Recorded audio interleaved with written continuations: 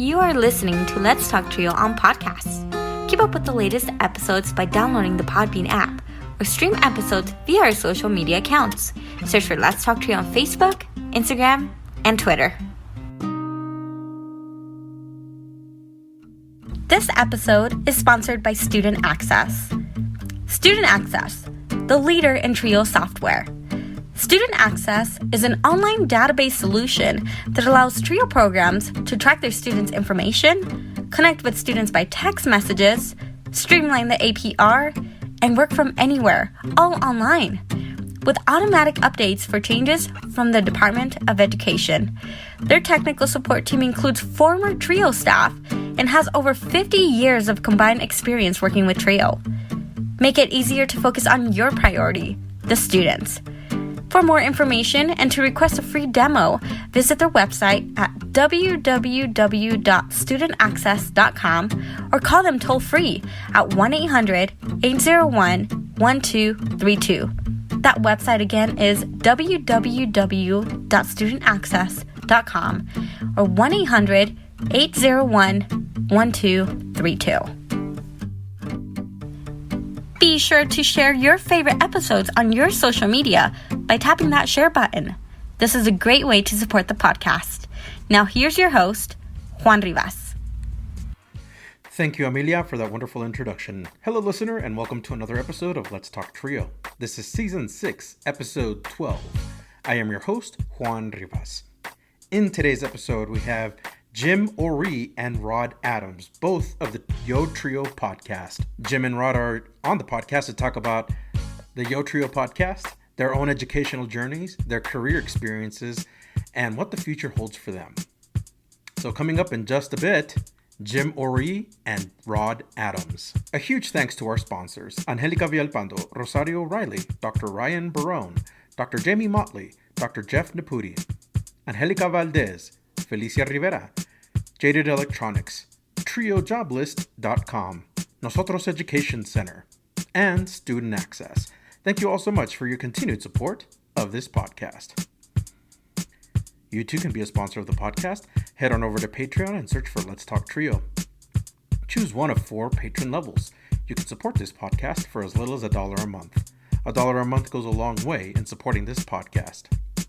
If you own a business and would like to run an ad on the podcast, send us a message at letstalktrio@gmail.com. Become a supporter with a one-time donation to the podcast PayPal account. Our business handle is @letstalktrio. Any amount is truly appreciated. If you would like to nominate a participant, advocate, staff, or alumni to be on the podcast, send us an email at letstalktrio@gmail.com. That email again is letstalktrio@gmail.com. Again, a great episode featuring Jim, Oree, and Rod Adams of the Yo Trio podcast. Sit back, relax, and enjoy this episode.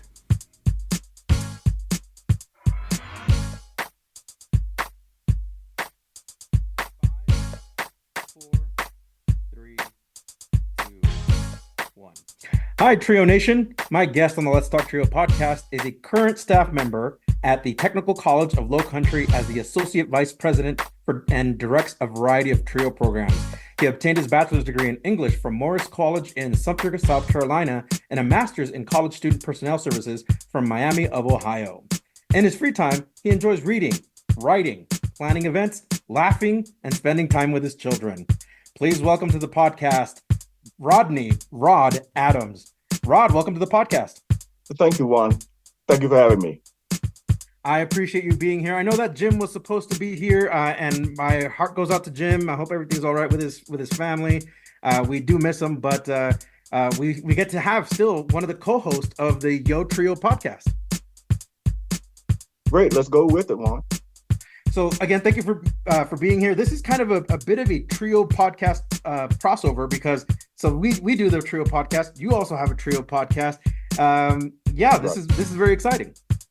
Yes, it is actually. Like I was telling you earlier, I'm used to being the one to ask the questions, not answer them. So let's see how this goes and let's see how it plays out. Absolutely. I love it. So happy to have you on. How are things in South Carolina right now? things in South Carolina are kind of crazy. We don't know how to dress from one day to the other, but other than that, it's going pretty well. It's going pretty well. I feel like we have a nice comparison with Colorado because it varies from day to day. Right. Same here in South Carolina. You might wake up and it's 40 degrees and then it's 70 in the afternoon. Oh, wow. It's been really crazy this week. But overall, South Carolina is good. Right on. Rod, now you serve as the co-host of the Yo Trio podcast. Can you talk to the audience about what this podcast is and what you discuss? Sure. The Yo Trio podcast was actually the brainchild of Jim Oree. And what we do on the show is basically the same things you would see if you came to one of our workshops. Jim thought, there's people who can't come to the workshops, whether for budgetary reasons or whatnot, and he wanted to showcase our talents in a way that can reach more people. So That's awesome. What we decided to do was if you listen to an episode of Yo Trio, you get the gist of who Jim Oree is and who Rod Adams is. And that is us in real life. Okay. Mm-hmm. So we just wanted to, we're friends who've known each other for, good God, a long time. Wow. And we have pooled our resources before, in many occasions, to present to an audience. And we thought, let's give podcasting an opportunity and see if we can get some new people who have not heard of us and roll with it. And so on our podcast, if you listen to any episodes, we talk about a variety of stuff. Of course, we talk about Trio, but we also have these crazy conversations about questions that Jim that he poses or that we're contemplating discussing. So it's more of a variety of, if you were like at our kitchen table and you heard us having a conversation type of thing. Yeah. Right on. So you work for Trio. Do you technically work for a Trio program, or are you more you're over Trio programs? I'm actually over Trio programs, but I Right insert on. myself probably more than the directors would like when there's an opportunity for me to work with them. Because as you mentioned at the top of the show, I got my degree in college student personnel services, which is basically a fancy way of saying I got a degree so I can work in student affairs, right? Right. And I wanted to Nice. do that, right? Because I wanted to do that because I personally wanted to make sure that if I'm working in education, that I can see the work that I'm doing and that it's showing. And Trio just happens to be that perfect fit, where as a Trio professional, this, you're thinking, oh, your hard work is going in vain. And all of a sudden it clicks with that student or those students, they get it. And you realize that you actually made a difference in not only their lives, but possibly their, another whole generation of students. So it's wonderful. Wonderful. How do you bring your work experience as an associate vice president into the podcast? How does that show, or what discussion topics do you bring up there? If you hear of any topics that deal mostly with an educational bent or educational bend, which if we're talking, let's say, about financial aid and how that's affecting the new FAFSA. Everybody's talking about the new FAFSA. Oh, yeah, that's right. That's a very hot topic right now. Right. And if you grew up like I did, right, with two parents in a household, they're giving their income taxes, apparently I would have been okay, right? Smooth sailing for me. For Jim, however, it would be a totally different story because of the way he was brought up. And that basically a single parent home, if you're asking him to find his dad's tax returns or whatever. So things of that ilk, if we're talking about education, even though it affects Trio, but if I'm also saying, well, even though I'm not in charge of financial aid, how does Trio lend itself to helping financial aid officers to understand how to better serve our population? Those are the types of things that I bring in. I don't want it to sound, though, as if I'm the educational person and Jim is not, because we are both pretty astute when it comes to those things. We sit down and we discuss, and half the time we don't even discuss it. It just happens to pop up organically in a conversation when we're recording. and it sounds so great, we just decided to leave it in there. Wow. So now you all, as you mentioned earlier, you talk about trio topics. Most notably, the one that is currently hot topic is the financial aid one because of delays and things that parents have to do to make sure that they file things correctly. But you also have, I mean, I've listened to a few of your episodes. You have a lot of fun in this podcast as well. What other topics come up? We first, okay, so one of the ones that I can remember is Jim will come up with these crazy questions, and if Jim were here, he would say, "Yes, they are crazy." Because I've told him this, where he is sitting there, and I don't know if he's sleeping, if he's at the desk daydreaming, but he'll come up with these crazy questions. I think the latest one, no, my favorite was, uh, what lasts longer, movies like nostalgic movies or nostalgic music? Hmm. And Oh, so that the is debate, good. right? So the debate, we were going back and forth, and he said movies, and I said music because I think Hmm. just personally, um, I'm not musically inclined, but I love a good song, and I can remember a ditty probably quicker than I can remember a movie plot. That's not to say Hmm. that the movie is Hmm. not a good movie. It's just that I'm getting up there in age now. But I guarantee you, I can still sing the the Good Morning song from my elementary school that I sang from first to sixth grade Hmm. Hmm. because I sang it so much in this some musical medley that's in my brain. I know it. Wow. We do some other things as well. We based it on our personalities. Jim is more of the straight guy. Um, if we would like Abbott and Costello, he would be, Abbott. He would Hmm. be the straight man, and I'm the Costello.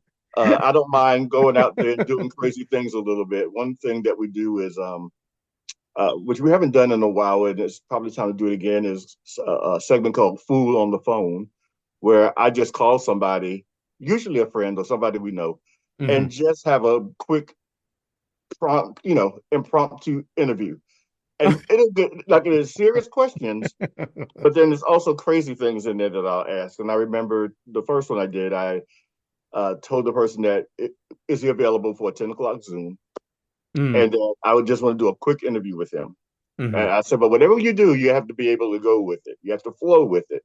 Right. And he Flexibility is important. so right, he was able to go with it, and it actually worked out pretty well. And people who've heard it have said that they like that particular thing. Jim is the contemplative. What do we do? The ethereal. This is us. And I'm Hmm. more of the boom, boom, boom. Let's get it done. And if somebody has to go in there and act a fool for something, it's usually going to be me, not him. And we're okay with Gotcha. it. That's awesome.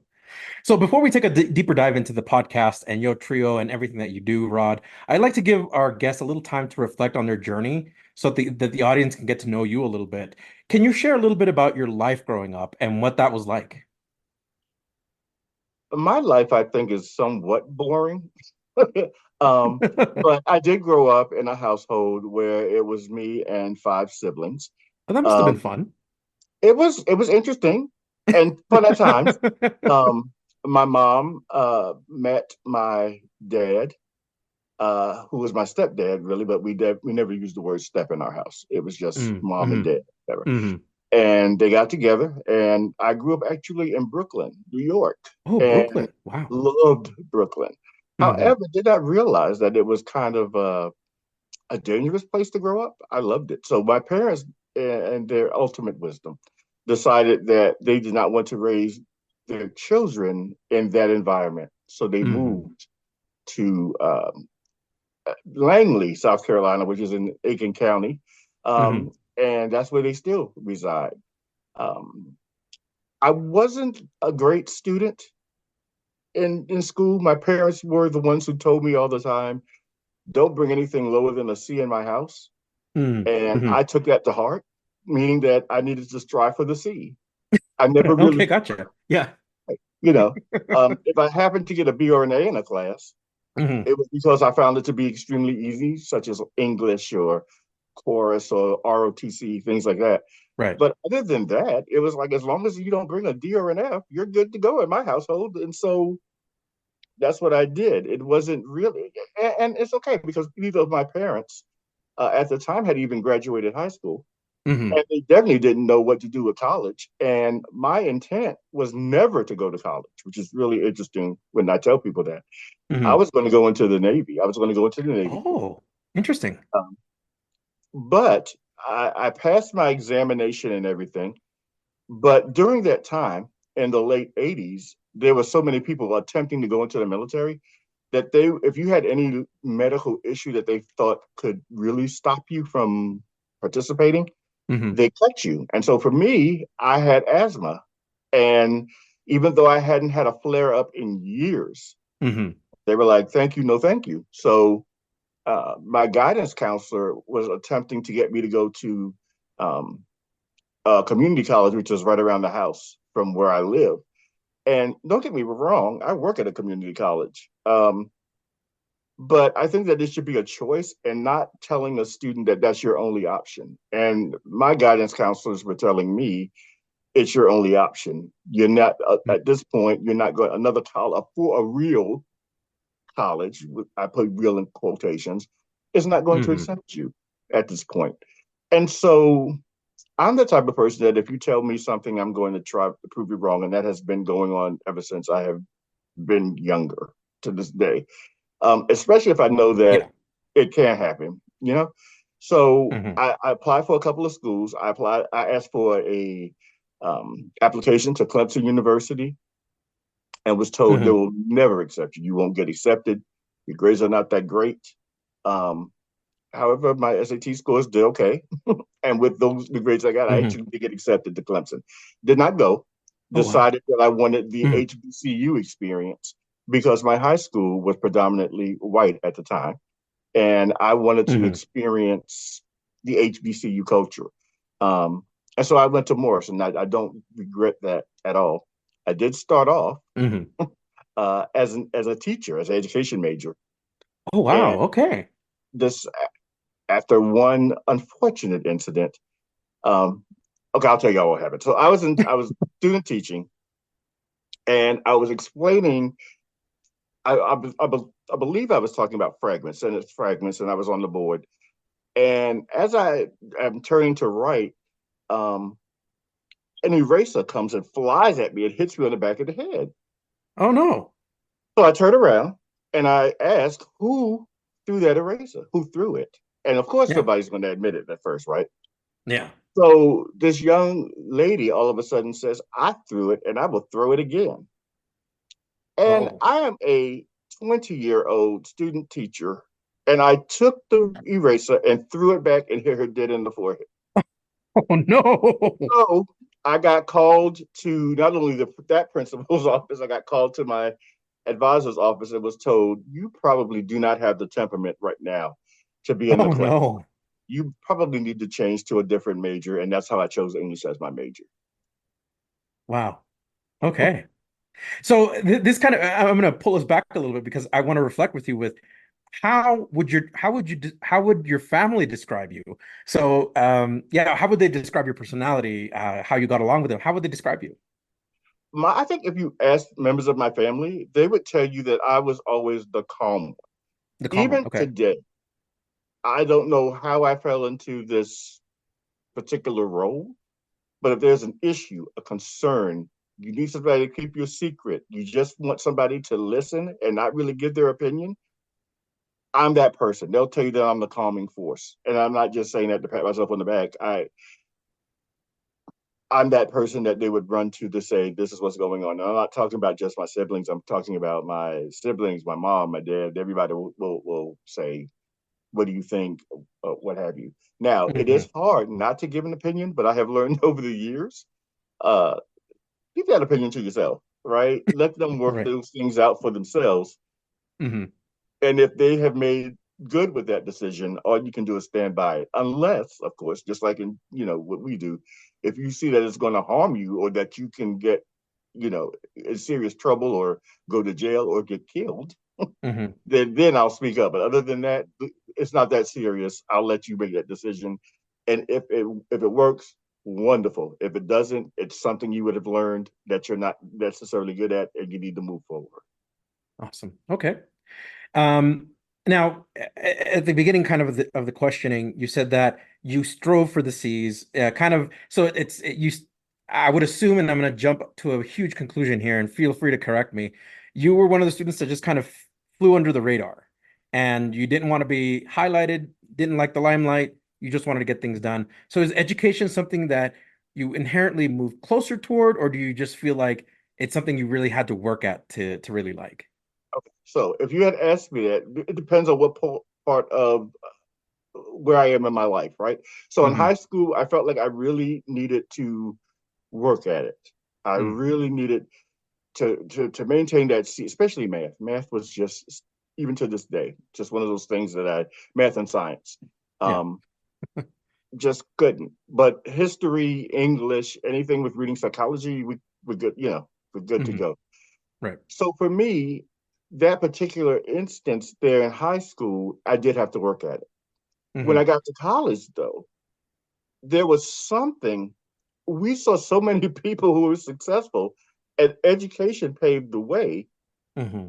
For me, it was a matter of, oh, you don't have to strive for the C. Strive to do your absolute best, and don't care if other people, your friends or whatever, think that you're trying to be better than them. Because guess what? Everybody's trying to get better here, and we're trying to help each other. So for Hmm. me, Hmm. I think my parents were even shocked when I would bring home when they would see my grades from college. Yeah. Because if you compare my grades in college from to high school, totally different. I didn't care in high school. College, I truly cared, and I strove to make sure that I got what I needed to get. So Wow. Can you talk a little bit about your pre-college journey and what did that look for you specifically? Like how you talked a little bit about how your preparation went, and how there was a lot of doubt from other folks, but how did you personally start getting ready for college? I literally, one, had no idea what I was doing. Truly, like when you're talking about students who have no idea what college is about, Mm-hmm. I was one of those people. I could have really used Trio in my life.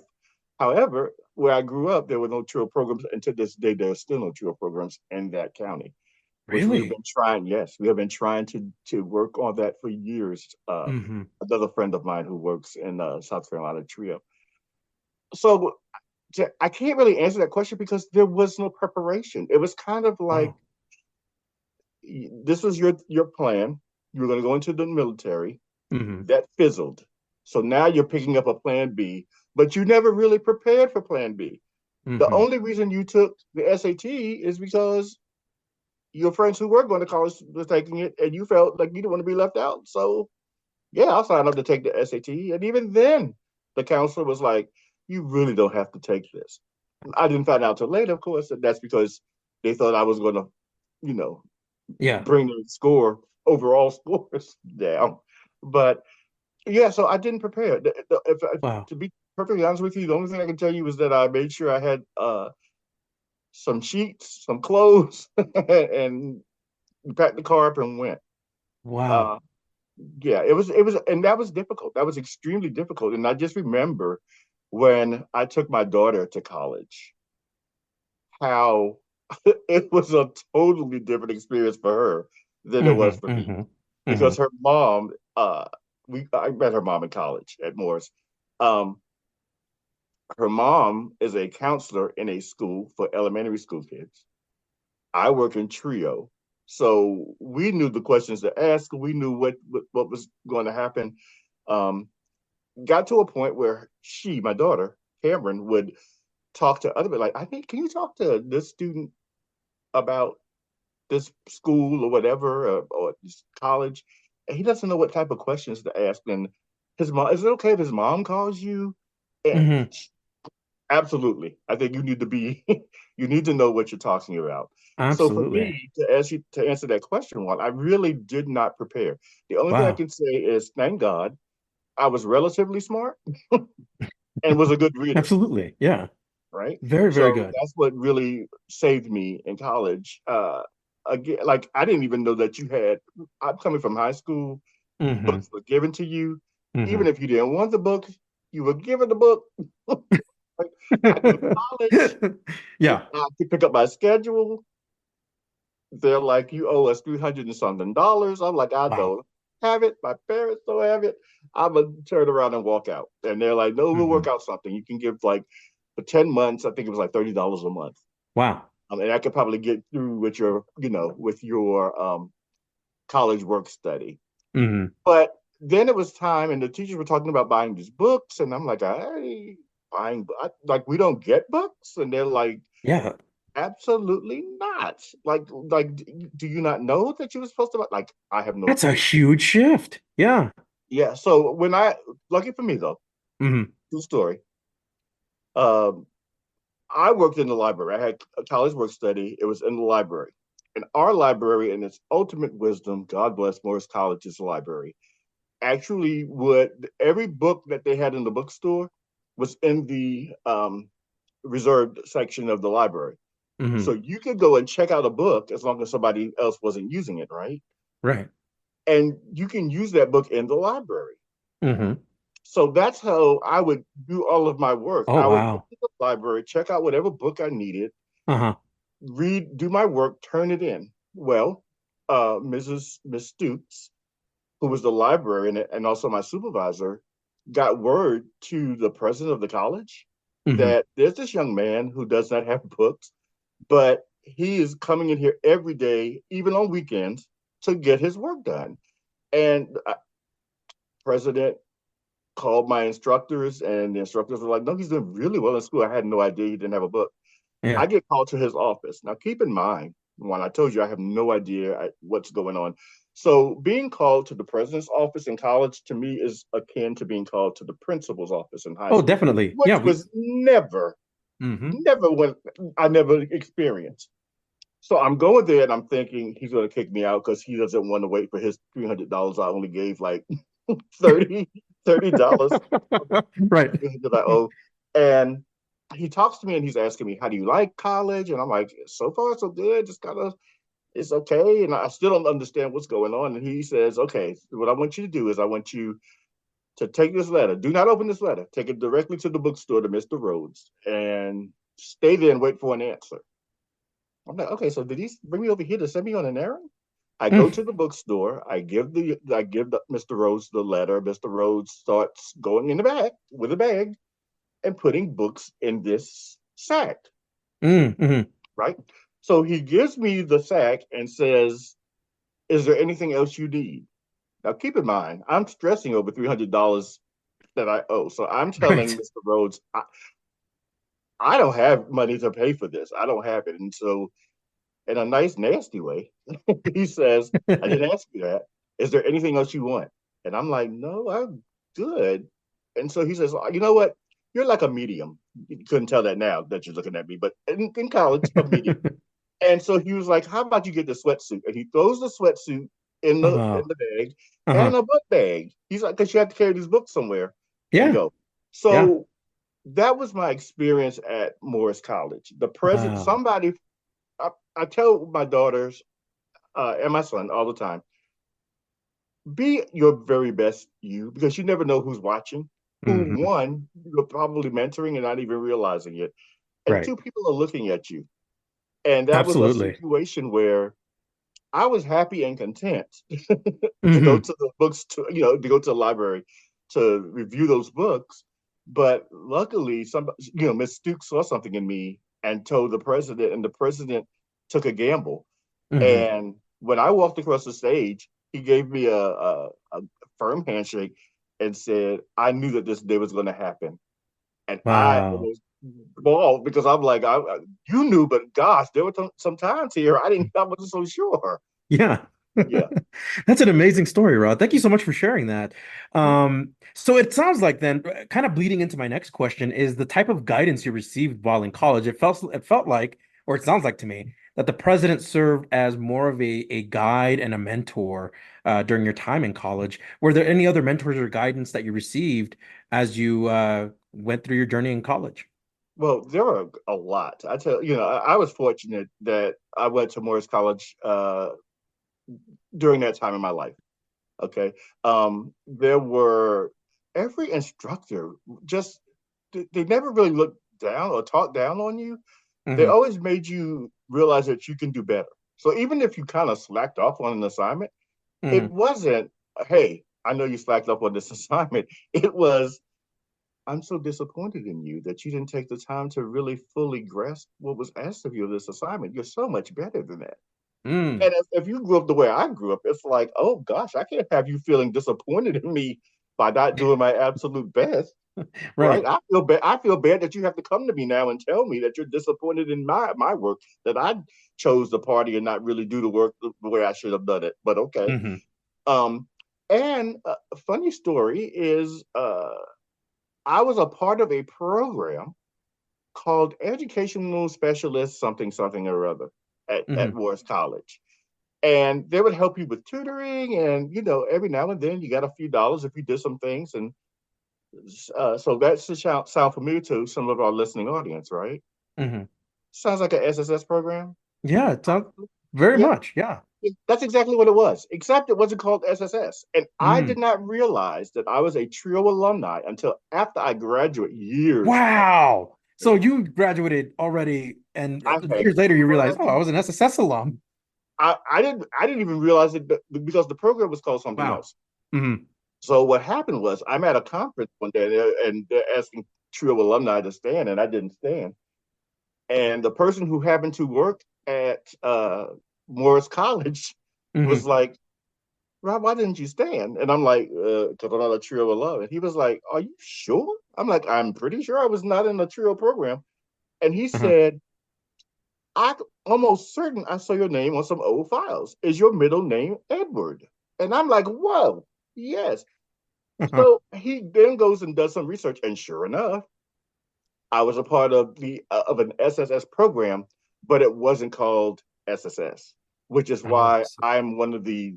I truly believe that even if you have a nice little name for your program, which is wonderful, you need to put in there as an SSS program. oh, definitely, definitely. Like me, who had no idea that they were a part of it. I'm finding that there's a lot of trio programs, specifically SSS, that go by different names. Like McNair owns the McNair name, Upward Bound owns the Upward Bound name, but SSS can go by Academic Advancement Center. It can go by the Student Enrichment Center. There's a lot of variety of names for SSS. So I'm just shocked that like you found out years later you're an SSS alum. That's amazing. Right, and then the way I found out was like, it's just really a crazy episode in my life. I've always said that I'm gonna have one chapter called "Happy Coincidences" in my book of life, where things just happen and there's no rhyme or reason. I just find out about it. Yeah. We'll be right back after a word from our sponsor. Are you seeking guidance to enhance your TRIO project's effectiveness and success? Look no further. NOSOTROS Education Center, NEC, is here to empower your TRIO project with expert consulting services. NEC's mission is to promote the effectiveness and impact of TRIO programs. Since 2003, NEC has specialized in providing professional development and in-service staff trainings, allowable cost services, for TRIO projects across the country. The team at NEC, with over 60 years of combined TRIO experience, offers customized workshops and seminars for project staff, compliance assessments, external evaluations, working on and submitting APRs, database customization and training, development of policies and procedures manuals, and project implementation or reorganization services. Additionally, NEC has secured over $774 million in federal funding with a 92% success rate through their live and on-demand proposal workshops, assistance with data collection and review, detailed technical reviews, and comprehensive proposal development services. Join the hundreds of colleges, agencies, and TRIO projects across the country who benefited from NEC's expertise. Nosotros Education Center, your partner in TRIO's project success. Visit their website at nosotros.edu.org. Again, that's nosotrosedu.org. And now back to the podcast. Well, amazing. Can you talk us through your college experience, like the moment you set foot to campus and your experience from year one to year four? What was that like for you? Sure. Year one was a hot mess, Juan. Oh, Okay. really? Well, I won't say year one. I'll say week one. Okay. Week one? Because every day I wanted to go home. Mm, Talk about mm, imposter syndrome. How we talk about imposter syndrome today. I was the poster child for it. Like every time I would turn around, I would see these people like, oh my God, these people are ready for college. I am not. They knew what to expect. I do not. Now, they really didn't know as much as I did. They knew a little bit more, but not a whole heck of a lot. But in my mind, it was like leaps and bounds above what I knew. mm-hmm, And mm-hmm. it was like, I just happened, I was sitting in the front row one day, and I guess this look of panic or something was on my face because the dean of student affairs, Dean Eliza Black, came up to me and was like, "Hi, how are you? What's your name?" And I told her my name, and she was like, "Are you okay?" And for some reason, this woman who reminded me of my mom, or so I don't know, I just was like, I don't think I fit in here. I think I'm going to call my parents tomorrow and have them pick me up. Mm-hmm. All right. And she was like, "Why would you do like we haven't even started classes yet? This is just orientation." And I'm like, I these people are so smart, and I just feel like I'm not cut out for it. And she said, "I tell you what, why don't you just give it a moment?" She was like, "You know what? And if you feel later on that you want to leave, before you Mm-hmm. call your parents, come and see me, but give it a moment." So Mm-hmm. she helped me out with that. I tell you when I didn't feel really comfortable or feel that I can do college until probably right around Thanksgiving break. And I remember this, and I called my parents in like the end of September, and I wasn't doing poorly. I was just again that imposter syndrome, like, "Mom, Dad, I think I need you to come pick me up." Pick me up. And my parents were like, "How about this? You're coming home at Thanksgiving in a couple of weeks, like 5, 6 weeks. Um, why don't we just, if you want to come home, we'll just pick you up then and grab all your stuff and go." Mm-hmm. Mm-hmm. And I was like, "Okay, cool." Now, my parents had no idea. They were just like, they could just sense that I was just not giving it my all or not really wanting to. I wasn't comfortable. I wasn't Right. comfortable. Right. And so even though they didn't go to, college, they made me stay those additional 5 weeks. And that made the difference. Because by Thanksgiving, I was like, if I come back, I'm like, there's only 2 weeks left to take exams and the semester's over. Mm-hmm. Right. Mm-hmm. So it makes no sense because they even asked, "Are you still bringing your stuff?" "No, just come back during Christmas and bring it." And I didn't look back. So that was year one. Year one, I would say at the start of the spring semester, that's of my first year, my freshman year, that's when I knew I could do it. Mm-hmm. By my fourth year, my senior year, I was a part of student government. I was in all kinds of clubs. I was a Morris College student ambassador. I was singing the praises of Morris College about because I knew where it brought me from and what it took me to. So it was a total 180 from the time I entered into the time I left. It Wow. was like they dusted me off and said, "You are ready, young man. Now go out there and make your way in the world because we have prepared you, we have taught you, and you are represented. You are representing us. Go out Mm-hmm. there and do your best." And that's what we did. Wow. So at the beginning part of this program, you said that you had an idea of maybe a teacher as part of your career. Um, did that career choice or the career evolution kind of begin your second, third year, or what happened with thinking about a career and how that evolved for you? So I drove my parents crazy. I hope they hear this. I hope that they will listen to this podcast. I may have to put it on for them, but they're going to listen to it. So ever since I probably 14 or so, 13 or 14, Hmm. I was going to be a journalist. That was what I was going to do. I was going to be a journalist. And then I thought, well, if I don't make it as a journalist, it might be good to have an education, teach, kind Oh, of to fall sure. back on.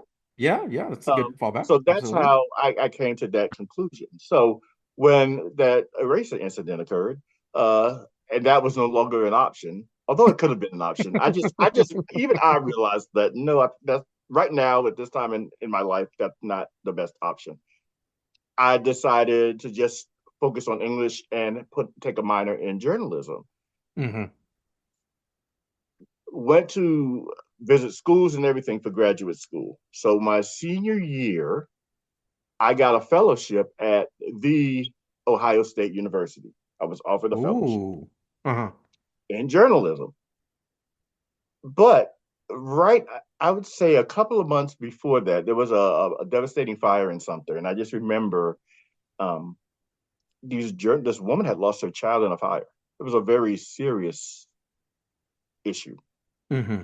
And a serious incident, not issue, serious incident. And the journalist on the scene ran to the mom, was like, "How are you feeling right now?" with a microphone. And I just thought, that is the most insensitive thing. I will Oh my never gosh, be able yeah. to do that. Right? I will Yeah. never be able to do that. And so I was like, yeah, I'm not going to be a journalist anymore. That's not something I want to do. So when I Mm-hmm. told my parents, like, wait. So you have a fellowship that's paid for you to go into journalism, Mm-hmm. and now you're not going to do it. You've been saying you want to do this for the last 8 years or so, Mm-hmm. right? Right. And now your dream is coming to fruition, and you're saying no. Oh At no. that point, I think they threw up their hands and was like, okay, at least you're going to get a degree. Uh-huh. You'll figure it out. You do Mm-hmm. it. Okay, so at the end of that year, Juan, I loved what friends I had, so I stayed in Sumter, and I worked as a centrifuge technician at a plasma center. Oh, So I had no experience. I had no. Remember, I told you guys I do not like science or math, I and I remember you had to saying, do yeah. both of those things for this job that I hated, but it paid the rent. You would Mm-hmm. Mm-hmm. spend the blood from the plasma and whatever, and it was there that I decided I need to go back to school definitely. But Mm-hmm. fortunate for me, through a person at Morris College, I was able to teach at Phillips Academy Mm-hmm. in Andover. And that summer, I was like, okay, I can actually do this teaching thing, Mm-hmm. but I don't know if I really want to do the teaching thing. I don't know if I want to stand in front of a classroom and teach in that way. Mm-hmm. And so a person I met, a good friend of mine, Herm Allen, was like, I'm going to Miami University in Oxford, Ohio, and they have this program called College Student Personnel Services. And I'm like, oh, what is that? And he says, you get to get a master's degree and you work in student affairs, like in either financial aid or student activities or Mm-hmm. housing or what. It's something I want to do. So he was already there. He was a year in, and I was like, I called him. No, I wrote him actually because that was the day before cell phones, and was like, I would love to hear more about this. Can you send me some information? And he did, and I went in for an interview, and that's how I got associated with Miami University in Oxford, Ohio. Wow. Right. So, um, I tell people like it's okay not to know what you want to do, but once you find your passion, you better grasp onto it and hold on tight. So. Wow. That's amazing. So it feels like as you went through college, your career evolved with your interests, that you started realizing where you wanted to go, what direction you wanted to take. I'm going to take it back a little bit in that I want to talk a little bit about your college experience because for a lot of trio students, it could be overwhelming. And even now, oh, Jim is here. Let's let it Jim in. Okay. All right. Hey, Trio Nation. I just got joined by our next guest. He was a current staff member at the Midlands Technical College as the Director for Trio Student Support Services. He obtained his bachelor's degree from Wofford College and a master's in higher education administration from the University of South Carolina. And his free time, he enjoys traveling, watching documentaries, reading, and cooking. I'd like to welcome our friend, Jim Oree. Jim, welcome to the podcast. Thank you. Thank you. Very nice to be here. Excited to be a part of the Let's Talk Trio podcast. Really excited to do some wonderful things and have a nice conversation. I'm very, very happy to have you on. So Rod gave us a quick rundown of what the Yo Trio podcast is. I'd like to hear it from you. What is the purpose of the Yo Trio podcast and what do you all discuss? Oh, that's a great question. So, and thank you for asking us about our podcast, because one of the fun things about our particular podcast is we wanted to give folks for lack of a better term, people are gonna laugh when I say this, but the Jim and Rod experience. We've done several workshops together, and Uh-huh. they've been very well rated, but everybody can't make it to every workshop. So this medium allowed us to kind of think about ways to provide information to trio professionals that they may not be able to get at a conference. Kind of the idea behind it was, well, there's a lot of different things that are out there for students and different things that are out there in entertainment. We want to get something for trio professionals, particularly. Gotcha. Very good. So you and Rod were talking about forming this trio podcast. Can you talk about how you bring your experiences to the Yo Trio podcast? Well, it's funny because depending on what we're talking about, sometimes I'm the straight man and Rod is the comedian, and vice versa. So it's kind of play off of each other. But Yeah. then the most interesting parts of our podcast tend to be when we discuss things that we don't agree on, Hmm. because we really go all in, and some people think it might be a little too much, but we really go all in with the expectation that you're gonna get a give is just as well as you get. So it's not Hmm. like Hmm. you're gonna be bullied or picked on, but I'm gonna challenge what you say and expect you to be able to tell me why you believe what you believe, not just say, well, since you said that, I guess you're right. So that's never the case. I'll at the end I might say, well, maybe you're right, but that'll be way at the end. It's not gonna happen. Not a minute too soon before I say, Gotcha. okay, you convinced me. So now Rod has been telling me you all have a lot of fun on the podcast. You have great conversations. Who comes up with these topics and who's kind of formulating the kind of like the note taking and saying this is what we're going to discuss? So the funny part about it is, note taking is very nice of you to say, but it's not even close to note taking. It's kind of like, hey, Rod, let's do this, and like, nah, we don't want to do that.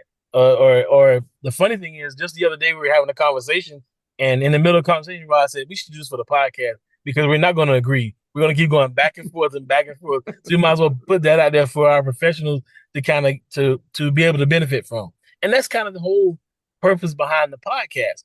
Even when we're laughing and cutting up and doing something, we're hoping that the folks who listen can benefit from what we've experienced and the long time we've spent in trio. And in fact, the first segment we did was based on the very fun time that I had a student tell me that I was her middle school teacher, her middle school bus Oh driver my. when Yeah. I was in college and I was Wow. working part time in Upper Bound. And she goes, you were my middle. Didn't ask me now. She didn't ask me what was Wow. I. She told me I was her middle school bus driver. So I looked at her Uh-huh. and said, let's do the math. I don't even like math. So let's do the math. And we went back and did the math on how old I would have to be her bus driver when she was in middle school. Given Uh-huh. my present age, that would have been 13 years old. And I had said, listen, I don't think they Wow. let 13-year-olds drive buses. So I don't think it was me because I was 13 when he was in middle school. But that made me feel old anyway. I think I was 19, almost 20 at the time. I said, Mhm. that still made me feel pretty old. I was like, that made that's what, and I wasn't even a full time professional when I felt old in trio. So that's how that whole segment came apart. So Wow. every once in a while we'll ask the question, well, what made you feel old in trio? And everybody has a story. Wow. Everybody had that moment when they felt like, I'm ancient and these kids are very, very young. That wow. Thank you so much for sharing that, Jim. Very quickly, so I like to give our guests some time to reflect on their journey as growing up and everything. That way the audience gets to know you a little bit. Can you share some of your life a little bit about growing up and what was that like for you? Wow, I almost feel like I should sit in a rocking chair and start talking about how it was back when I used to listen to radio before television. But I'm not that old, luckily.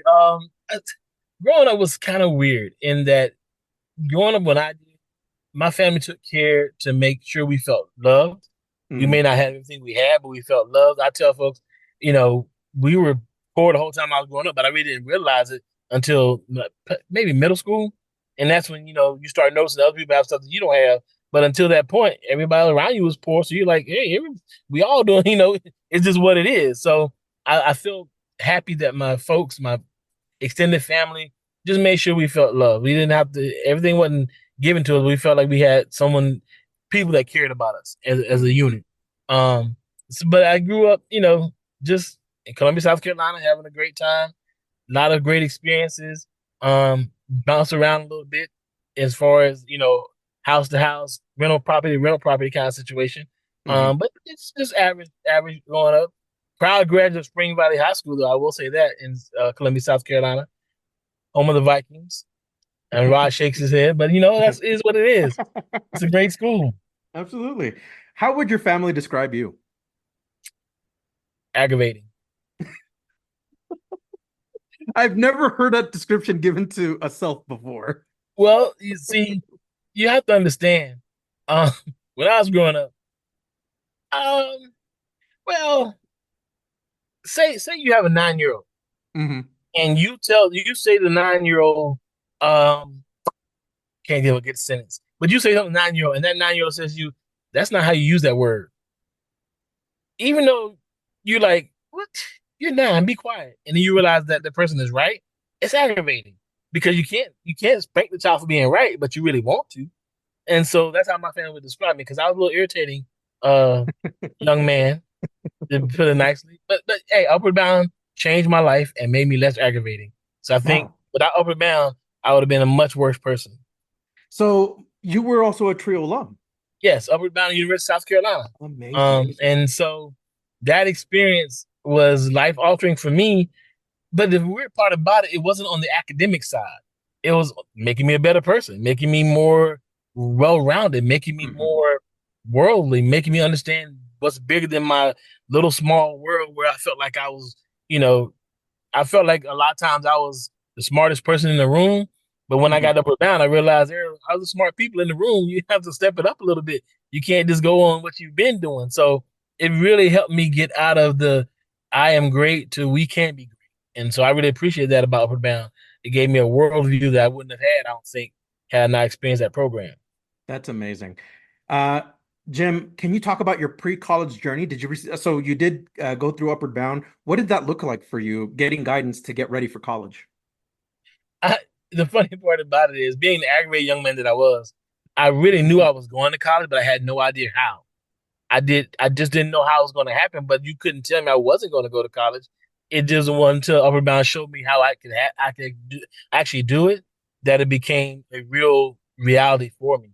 I think I might have been able to go without Upward Bound, but I don't think I would have been able to choose where I wanted to go and to act as my own agent and understand what I need to do to make it out of college. Because a lot of folks, they get there and they're first generation students, they're lost. They don't know what to do.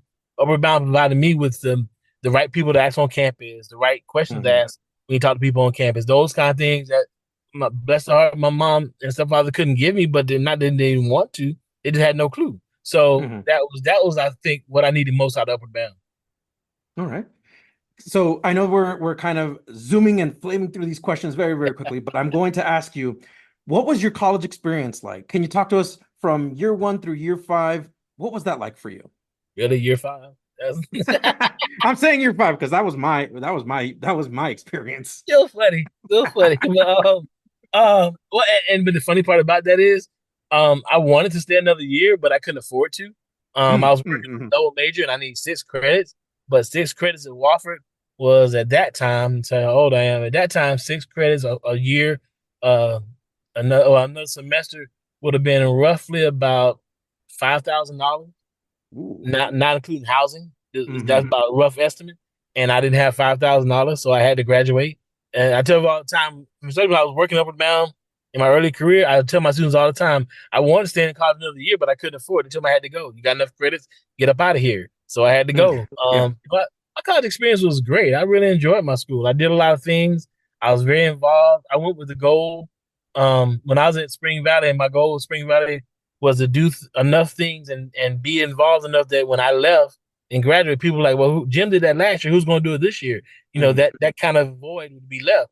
And I did the same thing when I was at Wofford. I wanted to make sure when I left that I did so many things and was involved as I could be, so that when I was graduated, they'd be like, well, shoot, Jim did that last year. Who's going to do it this year? And so I Hmm. really feel like I accomplished both of those goals when I got out of school, both in high school and college. So my college experience was the I can't say I'm married now, so I can't say the best 4 years of my life, but they're pretty high up there. Right on.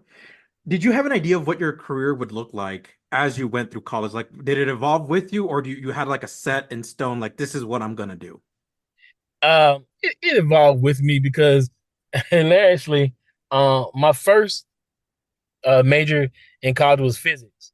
But then there were a couple of math courses that differential equations, that I looked at that course syllabus and I'm like, you know what, this ain't gonna work. So we got it. So I went to my advisor and we had a nice long discussion and an honest discussion about how much math I wanted to do and how much math I could do, because those two things were not always the same. And so once we figured that out, my major became business economics, and that worked out well because it's the best psychology course you can take that's not psychology, because that economics tells you what motivates people, because people don't realize how their motivations are related to their wants and needs. But that's what you study when you study economics. So that was a great course for me. But the whole time I was fighting being a trio professional, I wanted to actually go to the MIBS program, because when I was in high school, USC had the number one master's in international business school in the country. So I wanted to go to the best school in the country for international business. But I got bit early by the trio bug, and I was trying to fight it for 4 years and just gave in. Like, you know what? I'm just going to go ahead and do this. I know I make a lot more money if I go to Germany. We're going to German degree, but I'm not going to do it. I want to do this instead.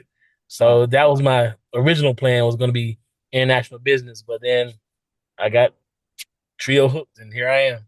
That's wonderful. So we're now caught up. I'm going to join both of you here in this question. So either you can take turns answering, or you could speak for both of you, however you want to do this.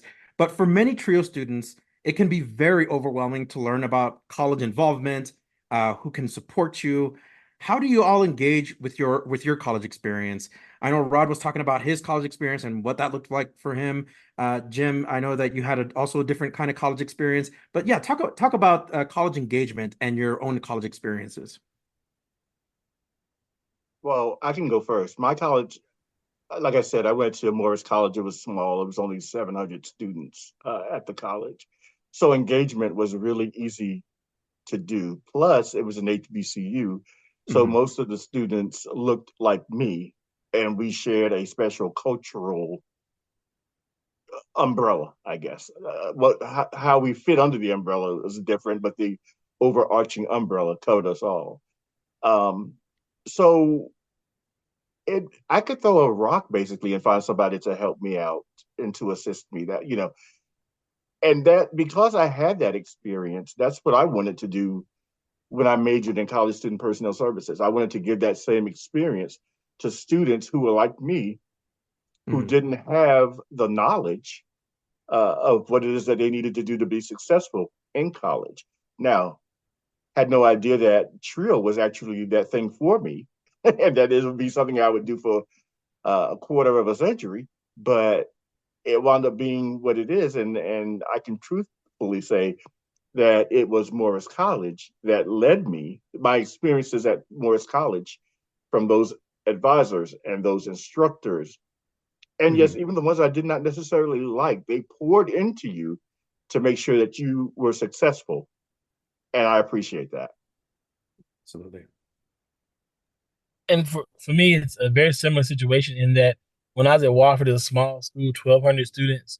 Um, and it was interesting because it was so much. It was a PWI, predominantly white institution, but it's so much of a microcosm of the 210, 211 black students and students of color on that campus, that I felt like I was always learning different ways to assist other students.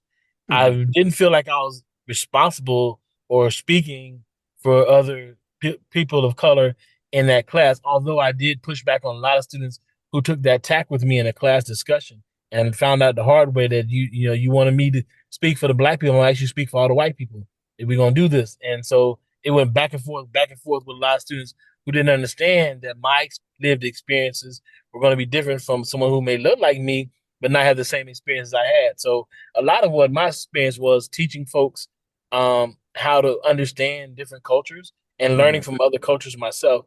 Wofford had a great international culture there, so I got to learn from students from all over the world, and it was really neat because they really share their culture with you because they will.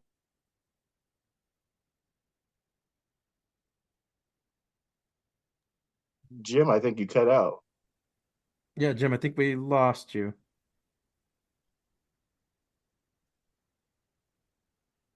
Jim? Might have lost signal. Okay.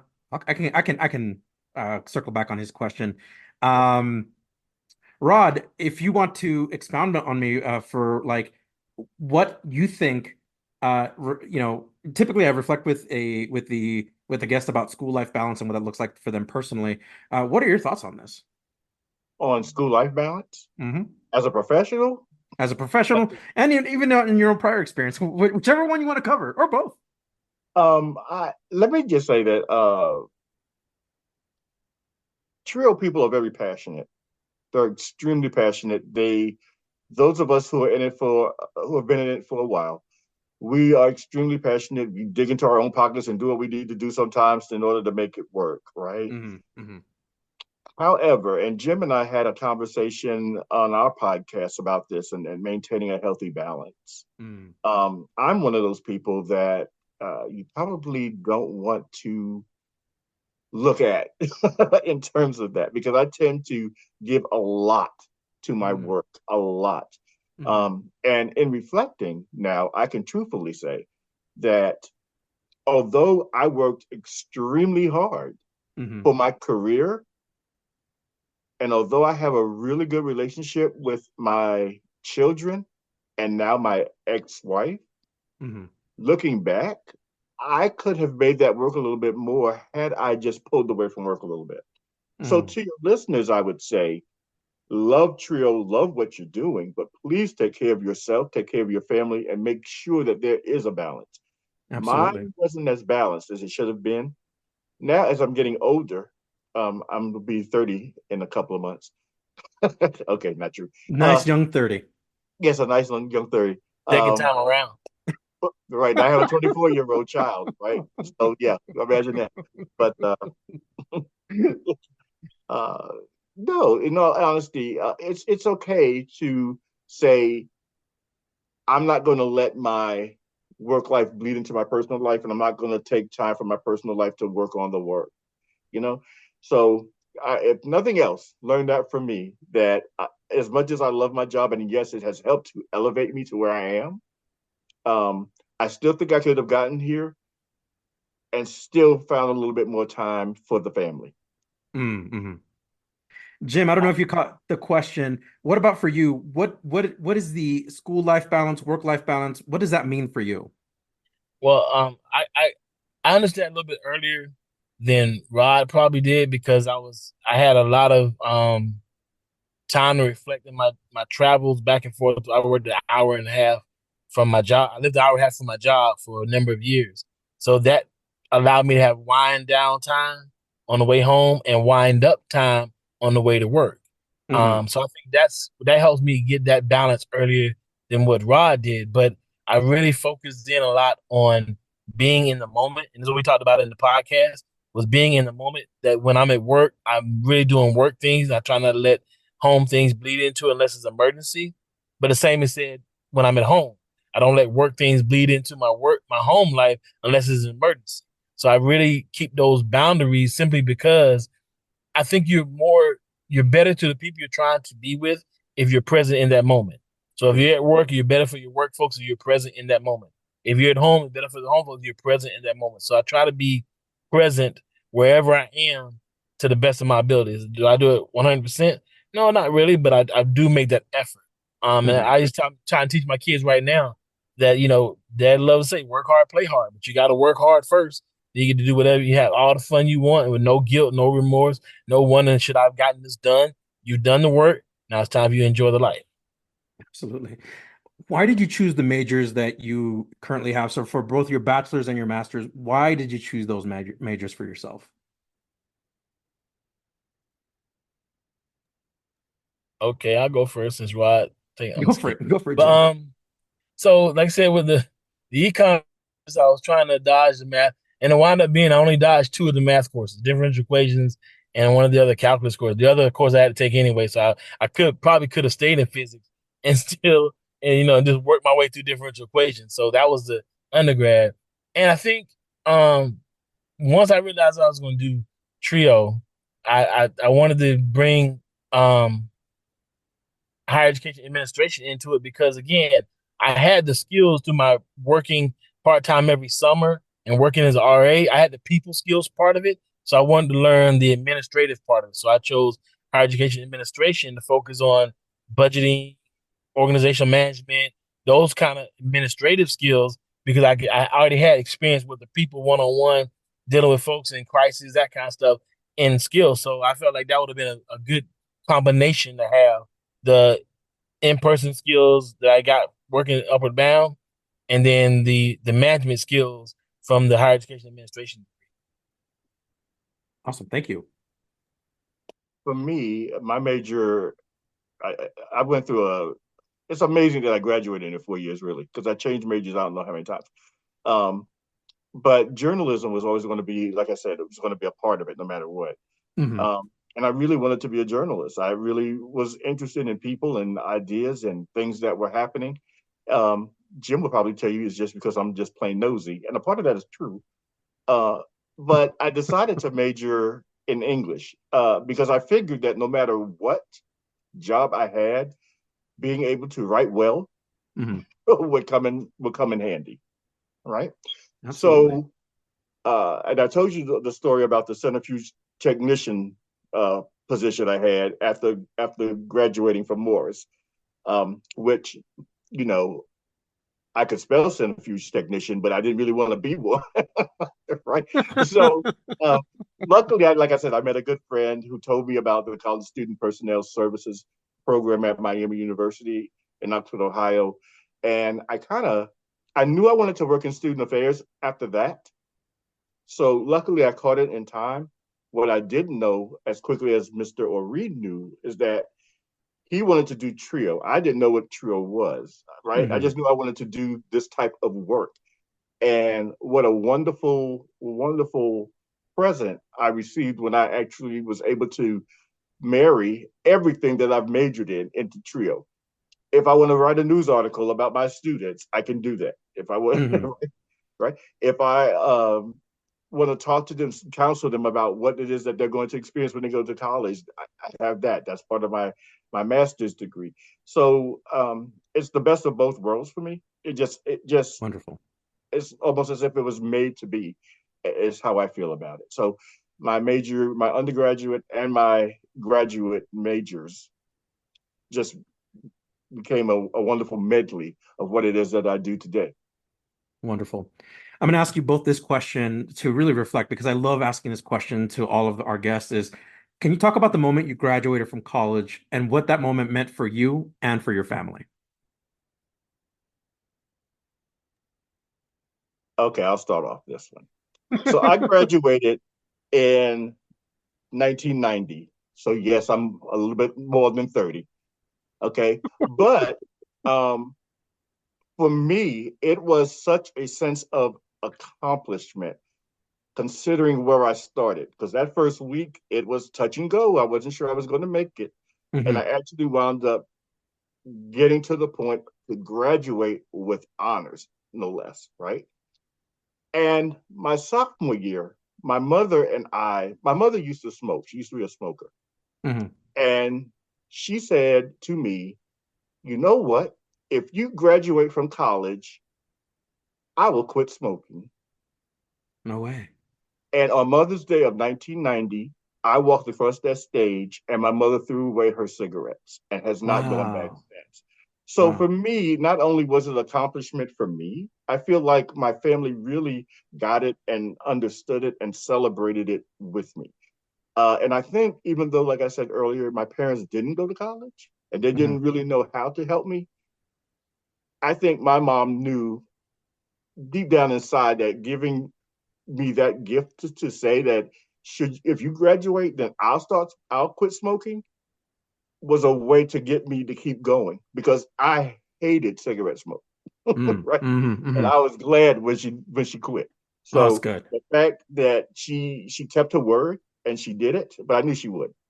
She always does. So uh, for me, it was wonderful. And it was also a great thing for me because all of my younger siblings were there and they Hmm. saw me and they heard my name being called.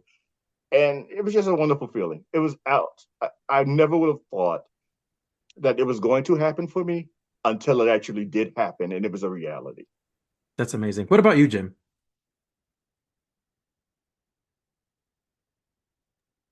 So my experience was a little bit. I, I was an aggravating cousin, nephew, son, whatever, Right. and so I really didn't expect that many folks. And I went to school an hour and a half away from where my family was, and they didn't Hmm. have a lot of money to come up. But they were nice enough to come get me at the end of every semester. I mean, at the end of every year, which was always kind of touch and go because it was a long way, and getting all your stuff home was real. It wasn't as easy for me as it was for other friends of mine. So when they came and got me, it was kind of a big deal. When they came and got me every year. So when graduation came around, I was genuinely concerned that that those two things wouldn't be able to marry. They come and Hmm. get me as well as come to graduation because we had to be out of the dorm before graduation. All that was going on. So I was Uh-huh. like, oh, how this is gonna go? Because it's not really. But I had a small positive contingent. I'll get to the loud part later. But I had a small positive contingent there to see me graduate. And so going to Wofford College is a very semi prestigious institution. They have a very um, regal graduation ceremony, and my last name is Oree, and so they had started the graduation, and everything was going really.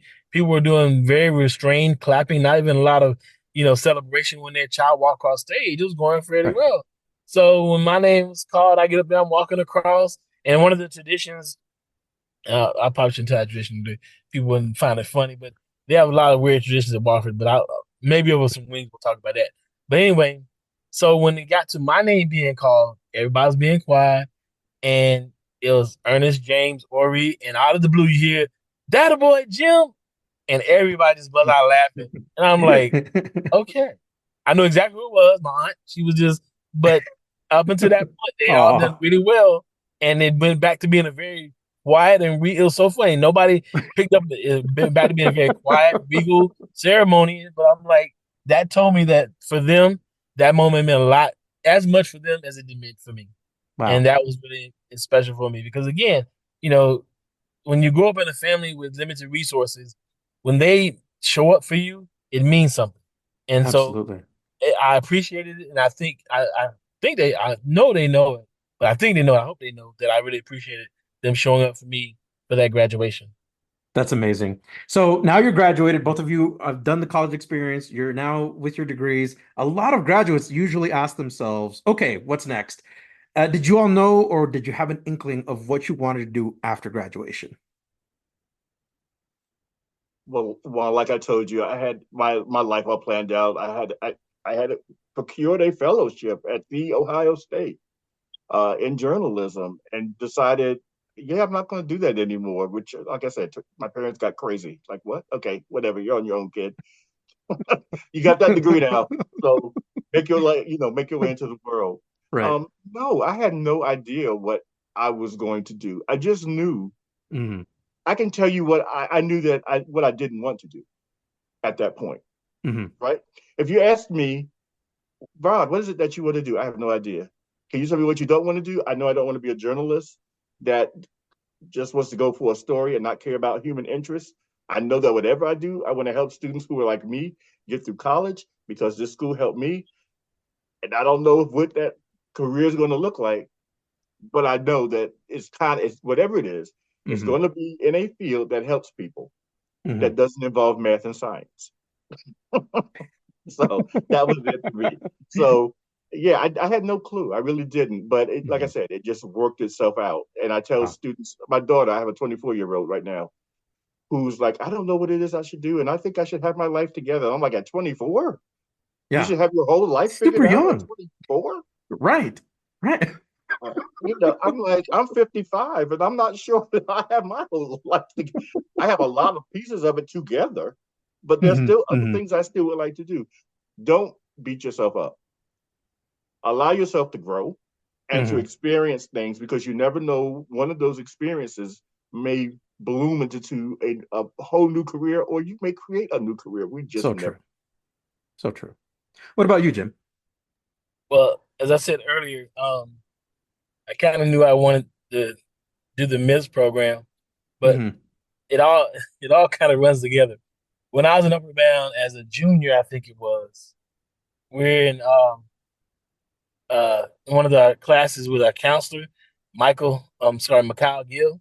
He was Mhm. my counselor when I was in Upward Bound, my mentor now, but counselor at that point.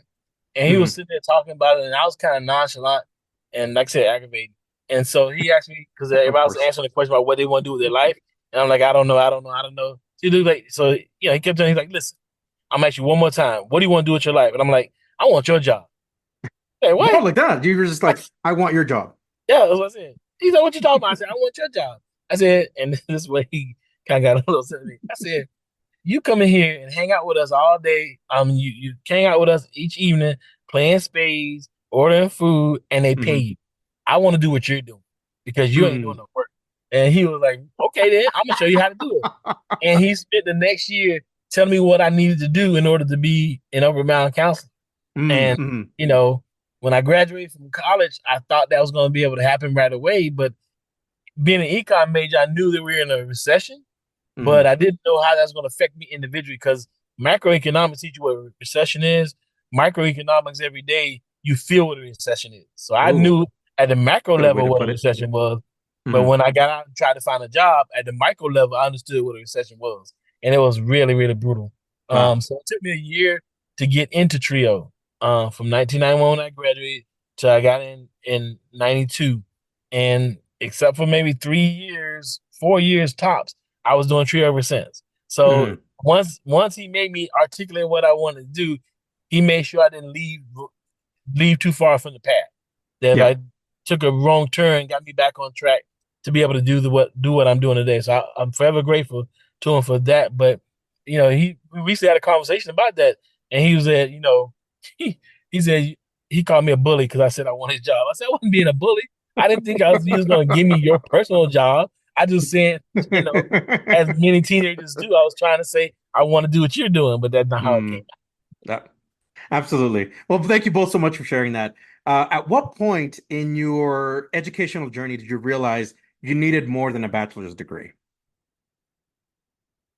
out right away. Right away. Wow. Okay. Right away. Because it was a recession. And my little bachelor's degree in 1991 got me 5 interviews, and Mhm. the only job offer was from Electrolux, selling vacuum cleaners door to door, Wow.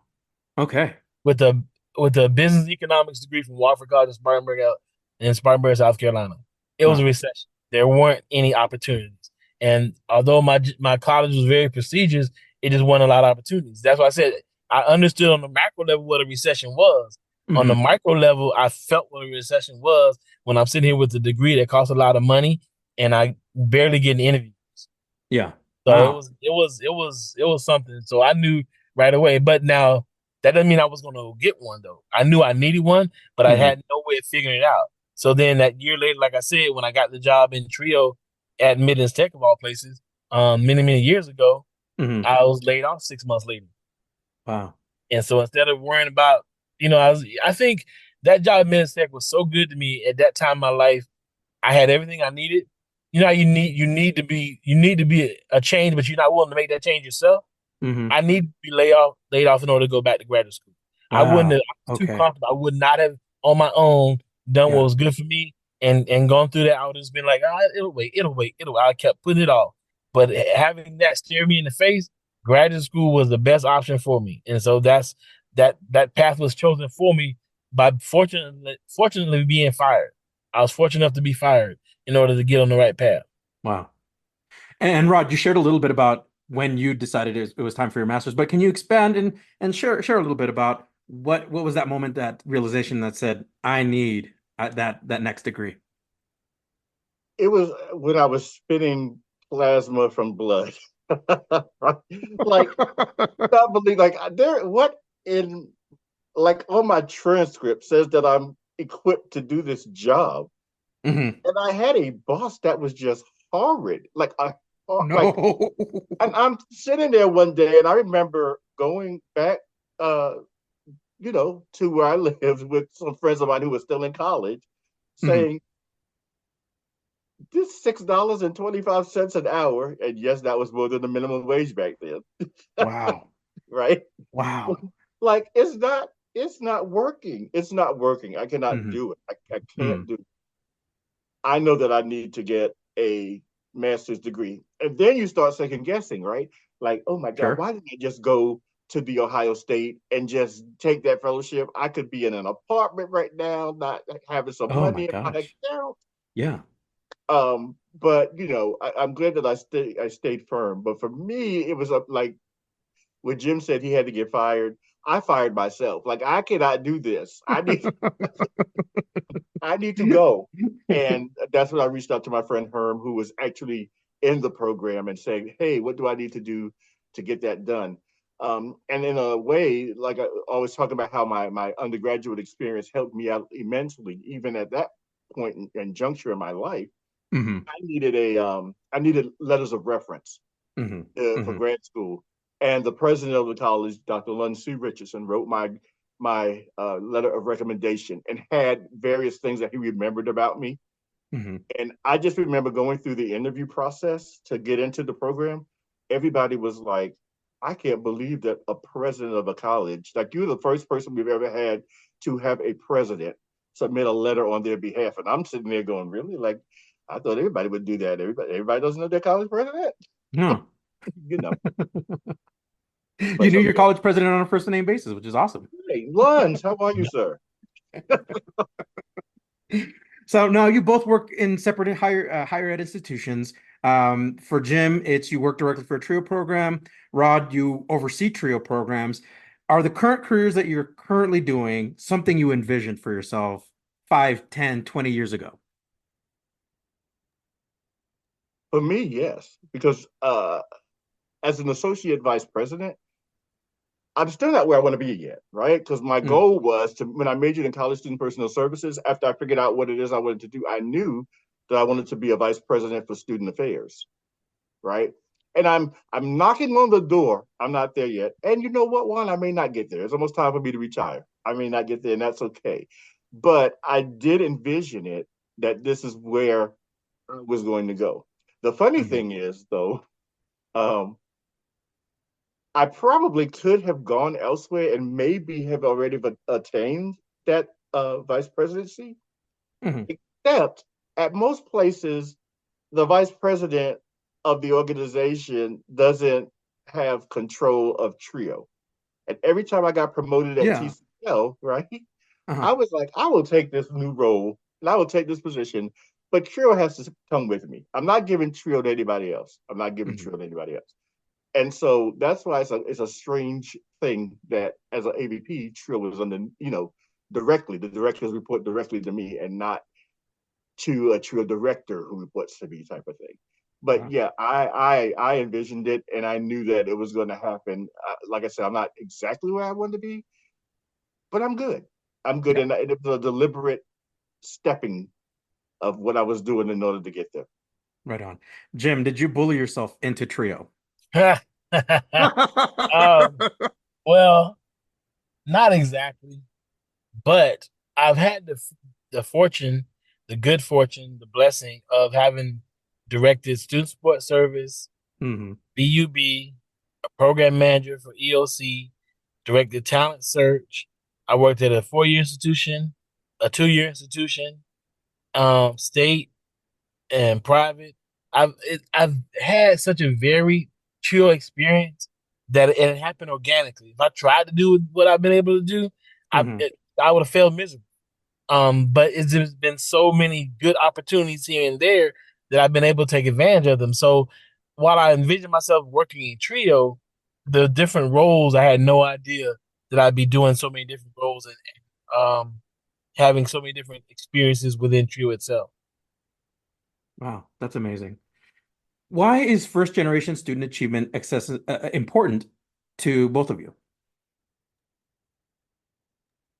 Well, I told you a little bit about my story. Well, like nobody knew how to help me. Imposter syndrome. Just I'm not going to be able to do it. It's not going to. I can't do it. I don't know how I'm going to do it.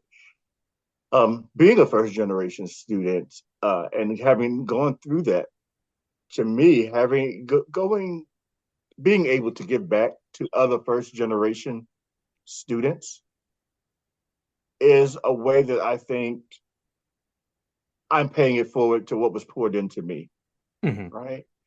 Um, yes, I had no idea what I was doing, but I survived it. And I can look at a student and I can see that whole I'm not going to make it. I don't belong here. It's kind of like a spidey sense. Like it's tingling. Let me go over here and talk to the student because he's already thinking about dropping out or she's already thinking about dropping out. Let's talk about I have gone to orientation sessions and I've just honed in on students and said, let me tell you this. You're going to want to quit. Don't. Finish what you start. We have student support services here to help you out. We have all kinds of different things. We have campus life. If there's a club that if you can't find the club, get 9 of your friends and I'll help you create one. But Amazing. you need something to make sure that you stay here. And so for Absolutely. me, it's kind of a personal thing because I was that student and I could see it in others. And, Morris College's motto is enter to learn, depart to serve. And I take that seriously. I entered to learn Oh, that's a and I good motto. departed and I'm going to keep serving until the day I die. Awesome. Jim? Dearly departed. Oh, I'm sorry. So unlike my dear friend, Rod, I've learned very, very early on all the things I did at Wofford that everybody thought was so wonderful, helping students. We had a tutoring program. We did an after school program in one of the middle schools that I initiated with the chaplain of the school. All those things I did. They asked me one interview, and they said, "Why you do all these things?" I said, "Well, I'm kind of selfish." Like, what do you mean you kind of selfish? I believe altruism is the greatest form of selfishness in that you do those things because it makes you feel good. So you keep trying to you're chasing that feeling you get when you actually help somebody, that you feel empowered, you feel like you really did something well. And that's kind of selfish because I'll tell you, I work really hard to feel good about helping somebody. So I think for me, doing these things I really want to get that feeling of that I've done something positive. I've done something to help someone. And so I go out of my way to make sure I help people any way that I can. I think it's kind of selfish. Other people call it altruism. It just depends on your point of view Sure. on it because Sure. I really want to make sure that I'm contributing, that I'm helping and giving people the best opportunity because you're not gonna you're not gonna fail on my watch because of something that we didn't do. It may be something that we can't help you with. It may be something that out of our control. It may be something that's out of your control, but it won't be because we didn't do everything that we can do to help you get where you need to be.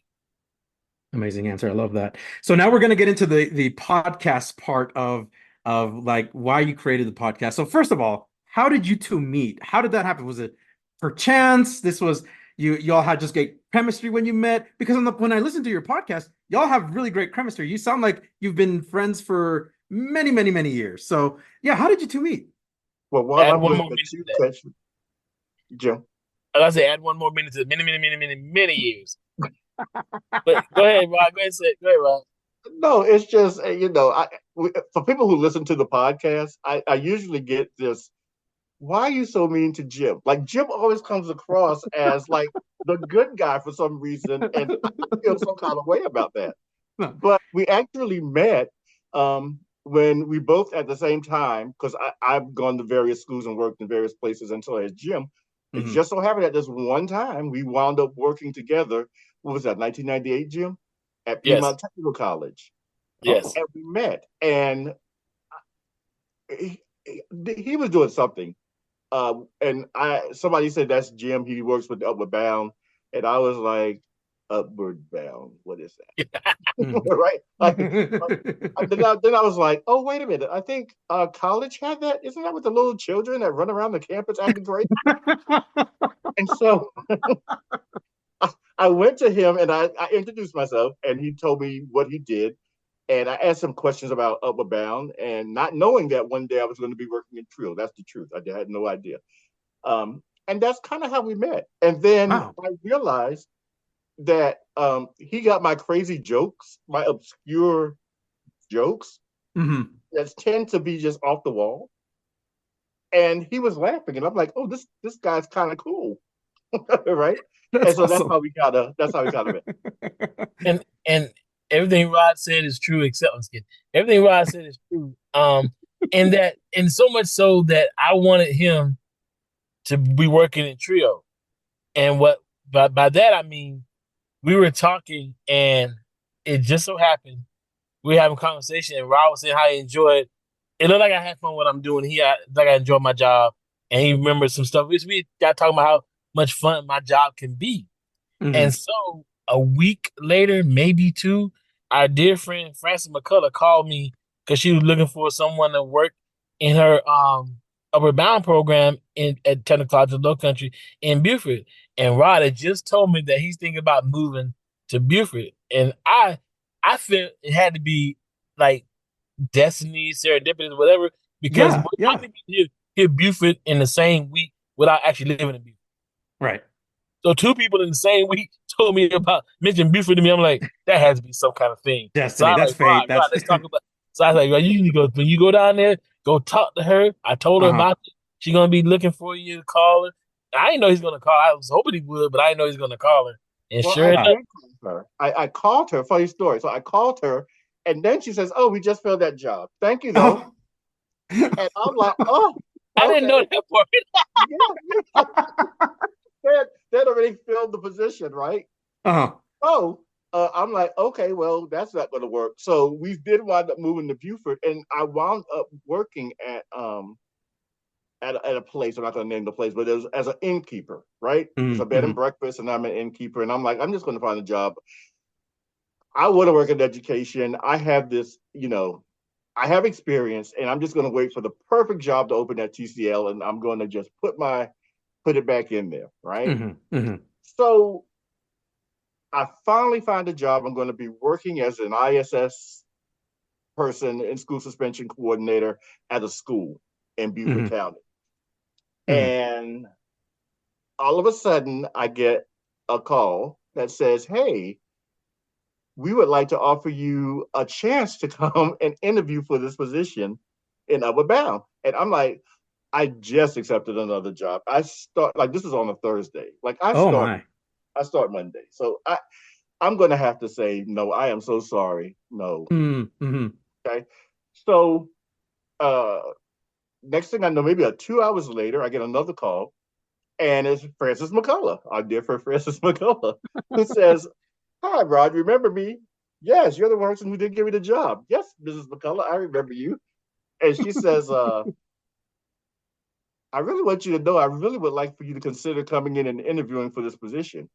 And I said, "Oh, well, I'm sorry, I've already accepted the position, whatever." She said, "Well, I was willing to pay you this much," which was a good $4,000 more per year than what the other school would be, right? So I was like, can you give me like 30 minutes? So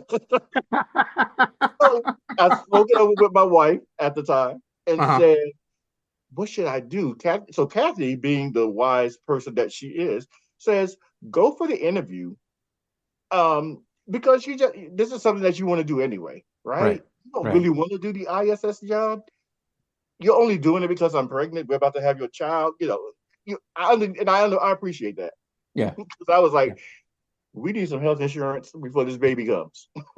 Right? So I wound up going there, and she starts talking. I kid you not, the whole interview is about how is Jim Oree? Is Jim okay?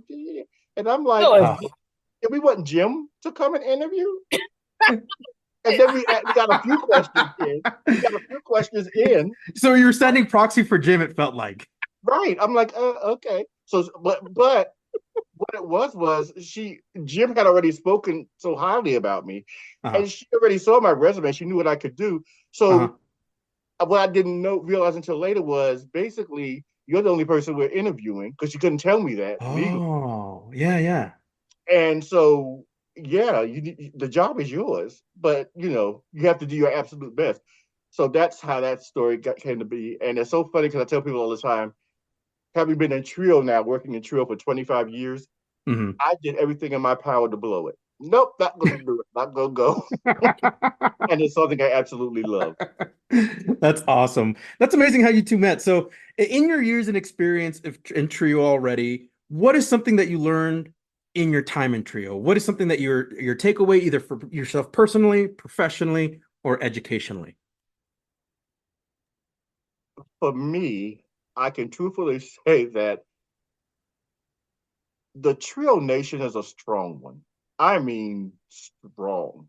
Uh, and I'm proud to be affiliated with such a strong force that's all about education and making sure that we do what we can for students, that they can better their lives and the lives of the next generations that come after them. Mm-hmm. Um, when people are going around saying trio works, uh, it really does. It truly works. Case in point, I was at we were going for a college interview, not a college interview, excuse me, a college tour Mm-hmm. with some upper bound students years ago, and it was during the summer, and I had like four seniors that really wanted to go to this school. They had made a pact that they were going to go to this school, and I'm not going to mention the school, but I called the admissions office and was like, "Hey, we're going to be in your area during this point in time. We would really like to come and visit your institution. We're willing to work around your schedule. Please give us a time." We don't give it. We don't do tours Mm-hmm. during this time. Oh, And I'm so like, but I have like some students there. They're really good prospects. They've already set yeah, up. And yeah. they're like, I'm sorry, there's nothing that we can do. Oh, Right. So, um, me being me, I was like, well, can I just come on campus and you give me a map and we could just kind of walk it? mm-hmm. And so the person was like, yeah, you can do that if you want to. And I'm like, oh my God, this school is terrible. And it's a well-known school, so I'm not gonna say what school it was. So I'm sure it's better now. But it just so happened that the school had an SSS program.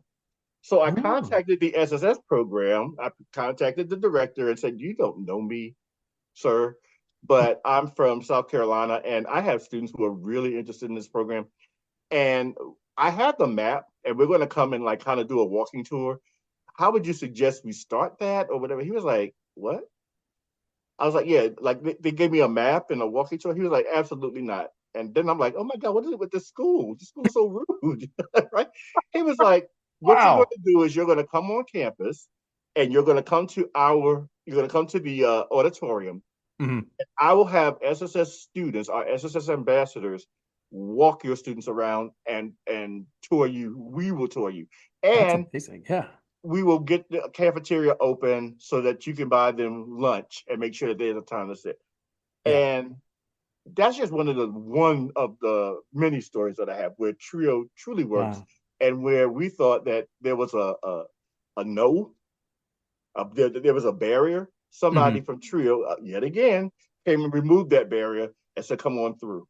That's awesome. That's awesome. What about for you, Jim?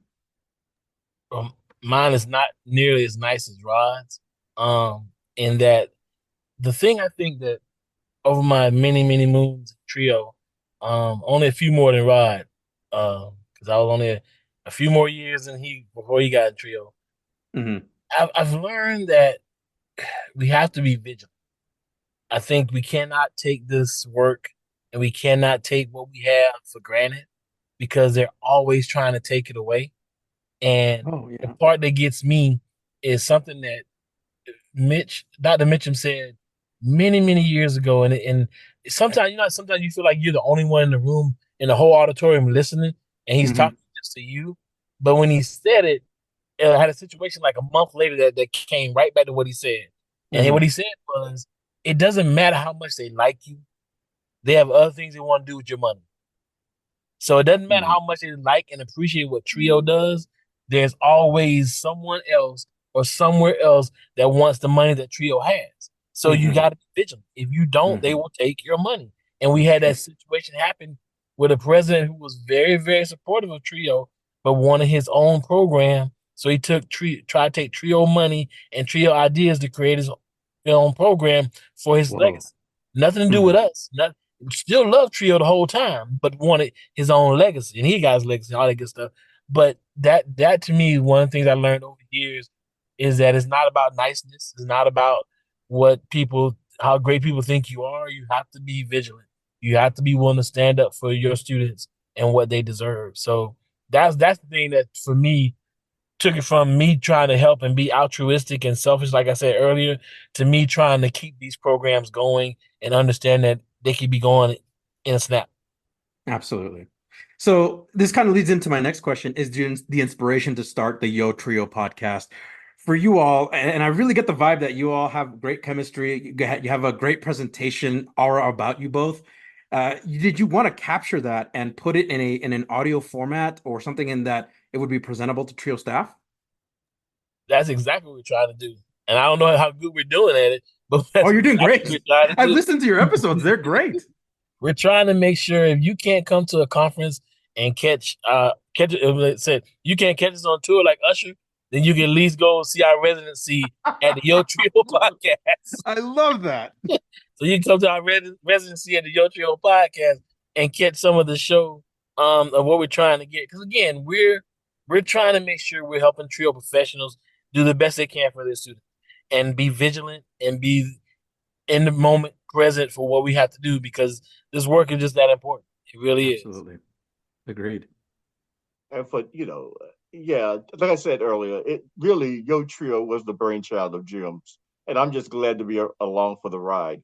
I think that our personalities, when you listen to the show, there's a personality that Jim is usually more of the straight guy, and I'm more of the crazy one, like I said earlier. Um, but we also kind of try to hyper visualize what we're known for. Like in South Carolina, people know that Rod Adams loves a good big word, right? So we actually have something called the word of the day, or word of big A Big A word. word, big A word. All right. So and I'm not going to give it away, but I think the most fun that I have is when I'm trying to say the big A word and use it in a sentence and ask Jim if he knows what the word means. Mhm. And the last time we did it, I just couldn't stop laughing because with my New York accent, if I say it quickly, the word comes out perfectly. Uh-huh. But when I tried to slow it down so that Jim could hear what I was saying, I'm laughing thinking about it because it happens to be one of the funniest things. And even my ex-wife who heard it, Kathy, is like, you have stuttered on that word so bad. How are you going to cut it out? I'm like, you know what? We are not cutting it out. We are leaving it just because it's hysterical. But Oh I think my. people know that Jim and I, we work well together. And even Mhm. though it Mhm. sounds long, we are not, and sometimes we don't. We do not agree on a certain topic. Jim's going to stand firm on what he believes, and I'm going to stand firm on what I believe. And at the end of the day, you're still my pal. You're still my buddy. Still love you like a brother, and we're going to keep it moving. But if you're Right. not familiar with that, and you hear that kind of tension going on in your trio, or you see it in a workshop, people will come up to me and say, like, "Oh, don't you think you were really rough on Jim?" And I really want to know what it is about Jim. We're like, did you hear what he said to me though? They Well, always take his side. They always take Jim's side. But anyway, we actually do love what we do. And really, I give all credit to Jim for the creation of Yo Trio. He was like, right, I'm thinking about doing this. Do you want to do this? And I was like, hey, Jim, am I the best person? Okay. He was like, and then when he explained the process or his thought process that Mhm. it's giving it to people who will not be able to see us live and in person during our tour, as he mentioned, I was like, yeah, let's go for it. I love that. Right on. Is there an ideal dream guest, someone that you have not had on the podcast yet that you would like to host or have on your podcast? I have a person. Jim, you have a person? I do not have a person. Okay, I do. I would probably not know how to speak if this person arrived and said she would be on our podcast. Oh, she. I Okay. am in love with Viola Davis. Now, Viola Davis, Oh, good what you choice. guys can do no Good wrong. I choice. loved her book. Having her read the book and on like I read the book and then had Uh-huh. her act the book out of like I just can't. And before she became the Viola Davis, I remember seeing her on a show called City of Angels. And there's a scene, if I ever get to meet her and talk to her personally, I will tell her this. there's a scene where she plays a nurse and she gets raped. And it's very violent. And she goes to work and she does all this stuff, and you can see things are happening, and she's hurt, and all this stuff is going on. And then at the end of the day, the camera cuts to her in the shower, and she just breaks down and slides down the wall. And when I tell you that just did something to me, so much so that the show did not even last. Okay, the show didn't last at all. But that scene is stuck here. I know you have an Oscar. I know you have, like, you're an EGOT. I understand that. And all of those things you did have not affected me as much as that one scene that I saw before I even knew who you were. Wow. But that would be my dream guest. I would love to have Viola Davis. So, Viola, hey, if you're listening. If you're listening. Wow. As a matter of fact, we could do a crossover. We could do your trio and Let's Talk trio together. There you go. We could all do it. Come on, Viola. Wow. All right, Jim. We gave you a few minutes to think about it. So you're sure you still don't have anybody in mind? I can't think of a dream guest. And the reason being is I'm slow getting to the whole interview thing. We did not initially start to do interviews, but a couple of situations happened. The only thing we wanted to do that was close to that was I was trying to find a way to like highlight someone from each region, just kind of go around. And so every 3 episodes we talk to, we got 10 regions, and you're not going to talk. Oh my gosh, there's plenty. Oh my gosh, yeah. Yeah, so it's like, maybe tell me about it. So that's the closest thing we were going to get to an interview. So I'm still trying to understand and wrap my head around us being, because Rod's great at the interview parts. I'm just there as a straight man, but Rod does a great job with the interview parts. So that's why I don't have a dream guest, because that's not in my wheelhouse. Gotcha. I'm happy to be along and watch a great job that he does. Let me do an interview. I'm like, good job, man. I'm here to tell you, though, Jim. I'm here to tell you, if Viola Davis comes in, you're going to have to do the interview, because I'm going to be fan guy all over the place. He's going to be doing this a lot, fanning. Well, hopefully it won't be too soon, because I get some time to practice. And by the time she gets here, I have at least 1 or 2 under my belt. I can go with it. Awesome. What do y'all see yourselves doing maybe 5 to 10 years from now? I know me personally, I plan on retiring. However, and I keep saying this because I keep my resume out there. Listen, use me. If you need me to work a trio with you, I promise you, as much as experience as I have, use me. Because there's nothing like being able to work in a trio program, and Jim, you will agree with me, I'm sure. Being in charge of a trio program and not having to be the person responsible for the APR and making sure everything is running. Listen, I will give you my knowledge, whatever, just give me a little money on the side. Let me continue to go to the conferences and be with my friends and my trio peeps, and not have to worry about actually making sure that I'm responsible for the entire program. Yeah, I'm good with that. But yeah, I probably will retire in about 3 years or so. Maybe 5. Maybe 5? Probably okay. 5, because Kendall's about to go to college. So probably 5. Wow. Probably yeah. Work a little bit more. But yeah, doing that and maybe doing some consulting. That's awesome. Well, maybe some consulting. Hopefully retired, somewhere on a boat, doing retiree things. That kind of stuff. A podcast tour, perhaps? A podcast tour would be because if it involves travel, I'm there. So if I get, if I'm going to go around and do a podcast tour, then I'll take the show to your city anytime. So that would work. But yeah, I really enjoy what I'm doing, and I want to be able to contribute to keeping that going. So I see myself being one of those folks who retire, but you still see them, because there are a bunch of them say out. I'm just kidding. Don't pick on me, say out. But one of those folks who retired, but you still see them. I probably would be, and I used to pick on those people back in the day, but now I might be them a few years from now.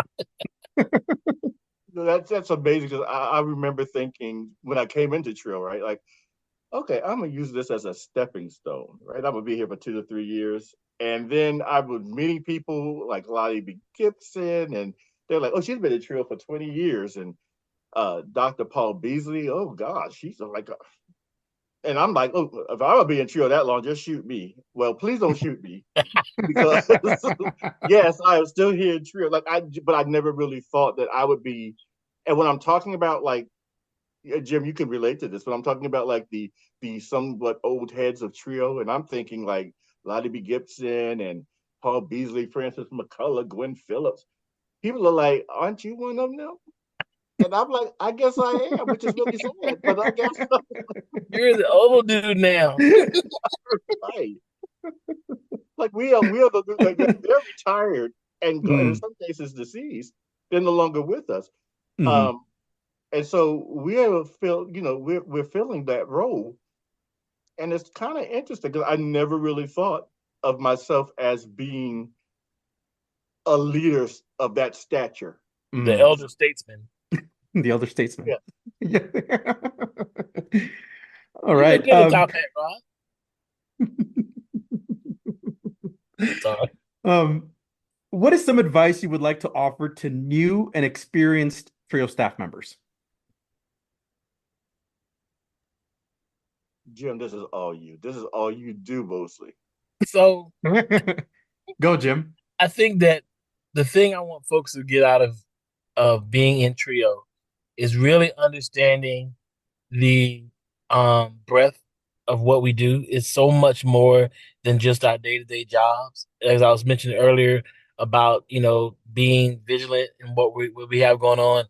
throughout your state and region and country. And so I think new folks need to understand that, because we can get bogged down in the weeds of our day-to-day activities and not realize that if we're not doing our part to make sure we have a voice, that we can really lose a lot of the gains we've made as a movement. And it's really hard to, because it sounds so, I don't know, serious, I guess.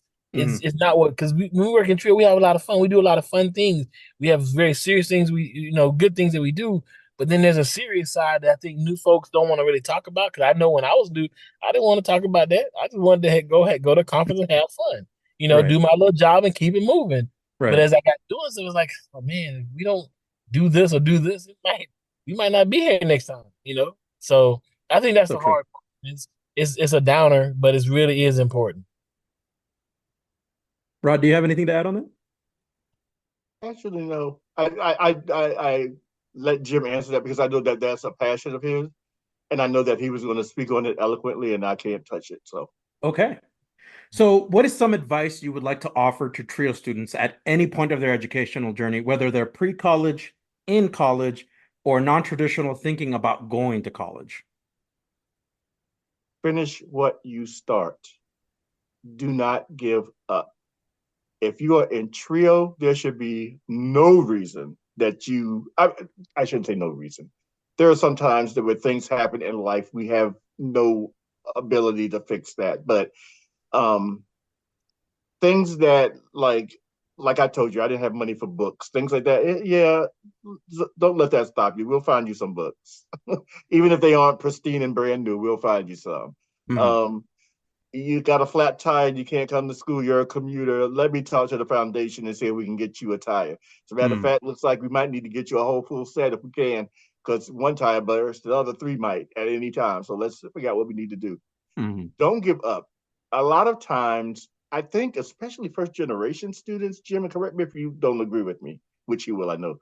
But I think a lot of times, first generation students, I know that for me personally, it was always don't go out here begging. So when you're thinking, when you're Oh asking for gosh, yeah. help, you're begging for Mhm. something. And Mhm. I need trio students to know that the Department of Education gave us money to assist you. And those things that we can't do, God gave us a brain to know how to utilize the people around us to help you. So don't Mm. give up. I Don't love give that. up. Before you quit or drop out, make sure you have exhausted every single one of your options. Go to your trio professionals, whoever that is, and see what we can do to help you finish what you start. Love that. Kind of the same vein as what Rod said, but kind of hone in on one part of that, which is let us help you. Too often we let so many things, pride, fear, whatever it is, keep us from getting the help that we need being a first generation student and limited Mhm. income student. And so it's hard sometimes to let folks help you and be a resource for you because like what I said, you feel like you're begging, like you don't belong, that if you can't do it, then you shouldn't be here. All those negative thoughts that can keep you from getting assistance that can really help you complete. So that's what I would say. Let us help you. Let you have opportunities to be for these programs to help you. Let us do our part. Wonderful. Y'all, that is an amazing piece of advice. I think for a lot of first generation students, you all highlighted that very well, is that there's this resistance to help because you don't want to feel like you're the one struggling or you're the one asking because you don't get it. And so that is wonderful advice to have. Are there any folks you would like to recognize on this podcast?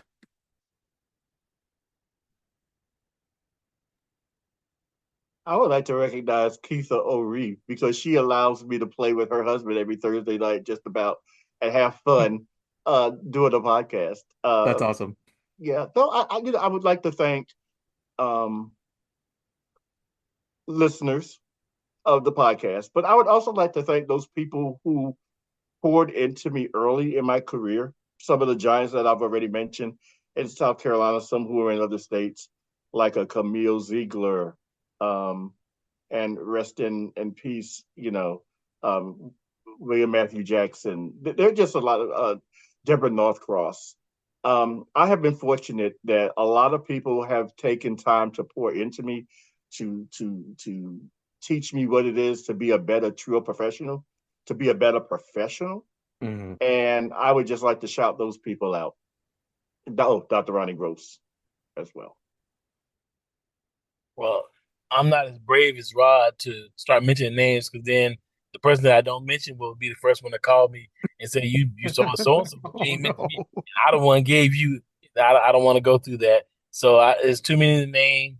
A lot of people throughout the years have given me a lot to have. Of course, thanking Keitha Johnson Oree for allowing me to have fun. And it's funny when we started the podcast, the very first episode we tried to record, the first 17 minutes was laughter.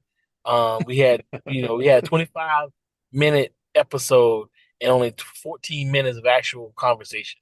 The rest was us laughing. And the third member of the team who's unable to be with us on a regular basis now, Richard A. Nixon, would make sure that we have something usable, and he has to cut out minutes and minutes of laughter for the three of us trying to work together. So the only hard part about doing our podcast is trying to keep the straight information coming and help, being able to help the folks. So yeah, there's a lot of folks who really helped us get to where we are with the podcast and going. The listeners have been outstanding. The only thing I would say is that we're trying to find a way to be more topical, and so getting some feedback would be helpful in being more topical because we're trying to figure out what they might want to hear next. But the feedback is we enjoyed y'all and laughing. What do you want to hear next? Or whatever y'all do. No, whatever you do is not gonna help. We need to hear some ideas of what you might want to hear. It would be a little bit better. But we're enjoying it, and I think that was my podcast. Somebody else asked us a little while ago what would be in one of our sessions, I think at SEOP, asked us what would we give people advice about. I'm like, if you're gonna do a podcast, find somebody you like because it's much easier to work on a podcast with people you like than people because y'all ain't making a lot of money doing this. So if you're not having fun doing it, That's it's true. kind of no point in doing it. So that's my biggest thing is that I'm working on this with someone that I've known for a long time. We get along well. We've done several presentations together. So we really understand what we're trying to give. And I've been enjoying how well received it's been because, you don't really know. Just hoping that people enjoy what you're trying to do and get the information you're trying to share. So that's been important too. Just the listeners have been really great to us. And I'd like to thank them and thank you for letting us have an opportunity to talk with you today because this Oh, has been kind absolutely. of cool. Way better than I thought it was going to be because I was all nervous. Because again, I'm used to the interview part of it. It's like it's an interview, but I'm not, so that was relaxed. I appreciate that. You're very welcome. I appreciate you both being on this podcast. It's really wonderful to hear from you both. So what is something that you're listening to, whether it's music, podcasts, or audiobooks, or maybe reading or watching, whether it's movies, TV shows, or other forms of media? Reading, I had to put it down a little while ago, but I'm picking it back up. I didn't read when it first came out, The Warmth of Other Suns. So I'm trying to read that. But I do most of my reading when I'm traveling, like on the plane or when I'm riding on the train, that kind of stuff. Because Hmm. I some of the other things going on. That's when I do it. So I watch a lot of documentaries, because I can get clips and pick up and start on documentaries. And so that's what I've been doing mostly. And I've got the trial of Sirius XM, so I'm doing the whole Funkadelic Ohio players rotation on Sirius XM. So I'm enjoying that as well. That's awesome. For me, the last thing I read was actually something to help my son, because my son is so much like me that he's going to just say something and then I have to prove to him that I'm the dad. So basically, he's in an English class and they're reading this novel called Night. And I can't remember. It's about a young Jewish man who he and his dad, his whole family was sent to a concentration camp. Mm-hmm. And so Kendall has to do a presentation on it. And I'm like, so he's like, well, can you help me with this? And I'm not sure. I'm like, I don't think I've ever read this book. And his thing is always, well, you're an English major. Like, do you think English majors read every single book published? Do you know how many books that is? I'm like, I've never read this book. So what I've been doing is I've been listening to it and I finally finished it. And it is an extremely emotional book. And I'm like, they're letting y'all read this like in 10th grade. But then I thought about some of the stuff we were taught, like we had to read in college, not college, in high school, like Romeo and Juliet. Like, okay, yeah, that's definitely a tragedy. But yeah, so that's what I'm reading. In terms of listening, I am a big R&B 80s and 90s person. So if you come in my car, you're going to hear that. Watching TV, the only show that I have to watch without fail, and I always cannot catch it on the day it shows, but I have to watch it, is Abbott Elementary. Only because I love Abbott. Oh my gosh. Yes. Right. Yes. That's my show. Yes. So only because when Kathy, like I'm like I said, my ex-wife works as a counselor at a school, in an elementary school. And she says these things that happen that you see are absolutely true. And I used to hear these stories before Abbott Elementary even came on television. So yeah. That's wonderful. What is one word? This is the most difficult question on the podcast, y'all. What is one word you would use to describe yourself? Agatha-cacological. He brought it back. That was good. That was good. How do you even? I don't even know. How do you spell that? Oh my God! What I don't know. He can spell it.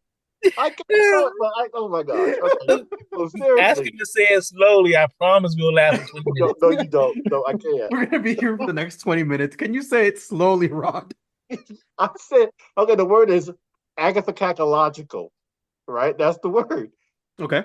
I was trying to tell Jim, like, okay, so it's Agatha-cacological. Now, see, I can say it now because I've been practicing it. But when I was trying to tell him during our podcast, it came out like Agatha. And the more I'm trying to say it correctly, the more I'm laughing, which is making it sound even worse. Yeah. But to seriously answer your question, okay, seriously, that describes. I'm sorry. What was the question? What a word that describes? one word to describe yourself. I would say that the word for me is probably persistent. Okay, persistent. Because I'm gonna keep going until you show me that it's not doable. Like I'm that person that where I work that I'm like, okay, you said no. But let me see if there's is this a firm no? Right? Or are you telling me no because you want me to figure out a different way to do it type of thing? And I think that my supervisor realizes that now because she'll say, by the way, this is a firm no. Meaning don't come back. Right? Yeah. And I think the people that I supervise realize that too. Because they know that if I say no, then there's a reason. There's probably a law or something that there's a reason that I can't say yes. But if I go, I don't know about that, they know that they need to go back and think about that more to sell me on it. Because if I have to sell it to other people, I need you to be confident in it, and I need to be confident in you with it. Right. So for me, the word that describes me is persistent. Persistent. All right. I don't really have one word that I would use. I think I like, I'll say dynamic because I like change. I'm not afraid of change. I'm okay when things have to be done differently. Some people are really kind of, this is how we do it kind of situation. And I'm not that. So I'm not really, and I'm sure Rock went with a big A word for dynamic, but I'm going to go with dynamic as a word that would describe me. I love that. Jim and Rod from the Yo Trio podcast. You can listen to it anywhere you listen to podcasts, whether it's Spotify, iHeartRadio, Apple Podcasts, anywhere you listen to podcasts. It was such an honor to have you both listening to your story, listening to your journey, the inspiration behind the Yo Trio podcast, and really learning more about you. So thank you both so much for being in here. I hope we get to do this again soon. It was a pleasure. Thank you, Juan. Thanks, sir. So, guys, we have a tradition on the Let's Talk Trio podcast where we have the guests sign off. Do you care to do the honors? Sure. I'll start.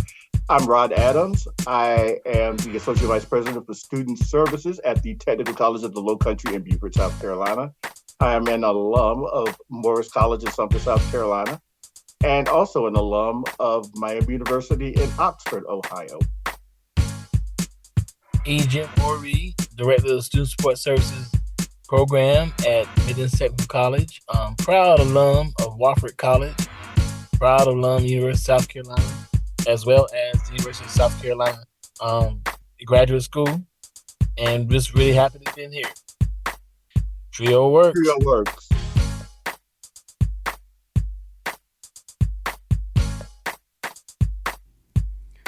Those were our guests, Jim Oree and Rod Adams from the Yo Trio podcast. Thank you both so much for being on the Let's Talk Trio podcast and for sharing your trio journey. Remember, if you would like to be on the Let's Talk Trio podcast or know a staff, advocate, participant, or alumni, send us an email at letstalktrio@gmail.com. That email again is letstalktrio@gmail.com. A huge thanks to our sponsors, Angelica Villalpando, Dr. Jamie Motley, Dr. Ryan Barone, Dr. Jeff Naputi, Angelica Valdez, Rosario Riley, Felicia Rivera, TrioJoblist.com, Jaded Electronics, Nosotros Education Center, and Student Access. Thank you all so much for your continued support of this podcast. You too can sponsor the Let's Talk Trio podcast in one of three ways. Become a monthly patron on Patreon. Our base level starts at $1 a month. Become a corporate sponsor by placing an ad on the podcast. Email us for details. Become a supporter with a one-time donation to the podcast PayPal account. Our business handle is @Let'sTalkTrio. I'd like to take a moment to thank our honorary members of Let's Talk Trio podcast, Roger Chambers, Tony Ho, Scott Kendall, and Susan Cramp. The Let's Talk Trio podcast team is John Russell, audio engineer, music producer and composer, and post-production editor. Amelia Castañeda, script supervisor, marketing manager, social media manager, and producer. Juan Rivas, executive producer and host. This episode was recorded Friday, February 16th, 2024. We are in an election year. I strongly urge our listeners to exercise their right to vote. Thank you all so much for listening, and we will catch you on the next episode.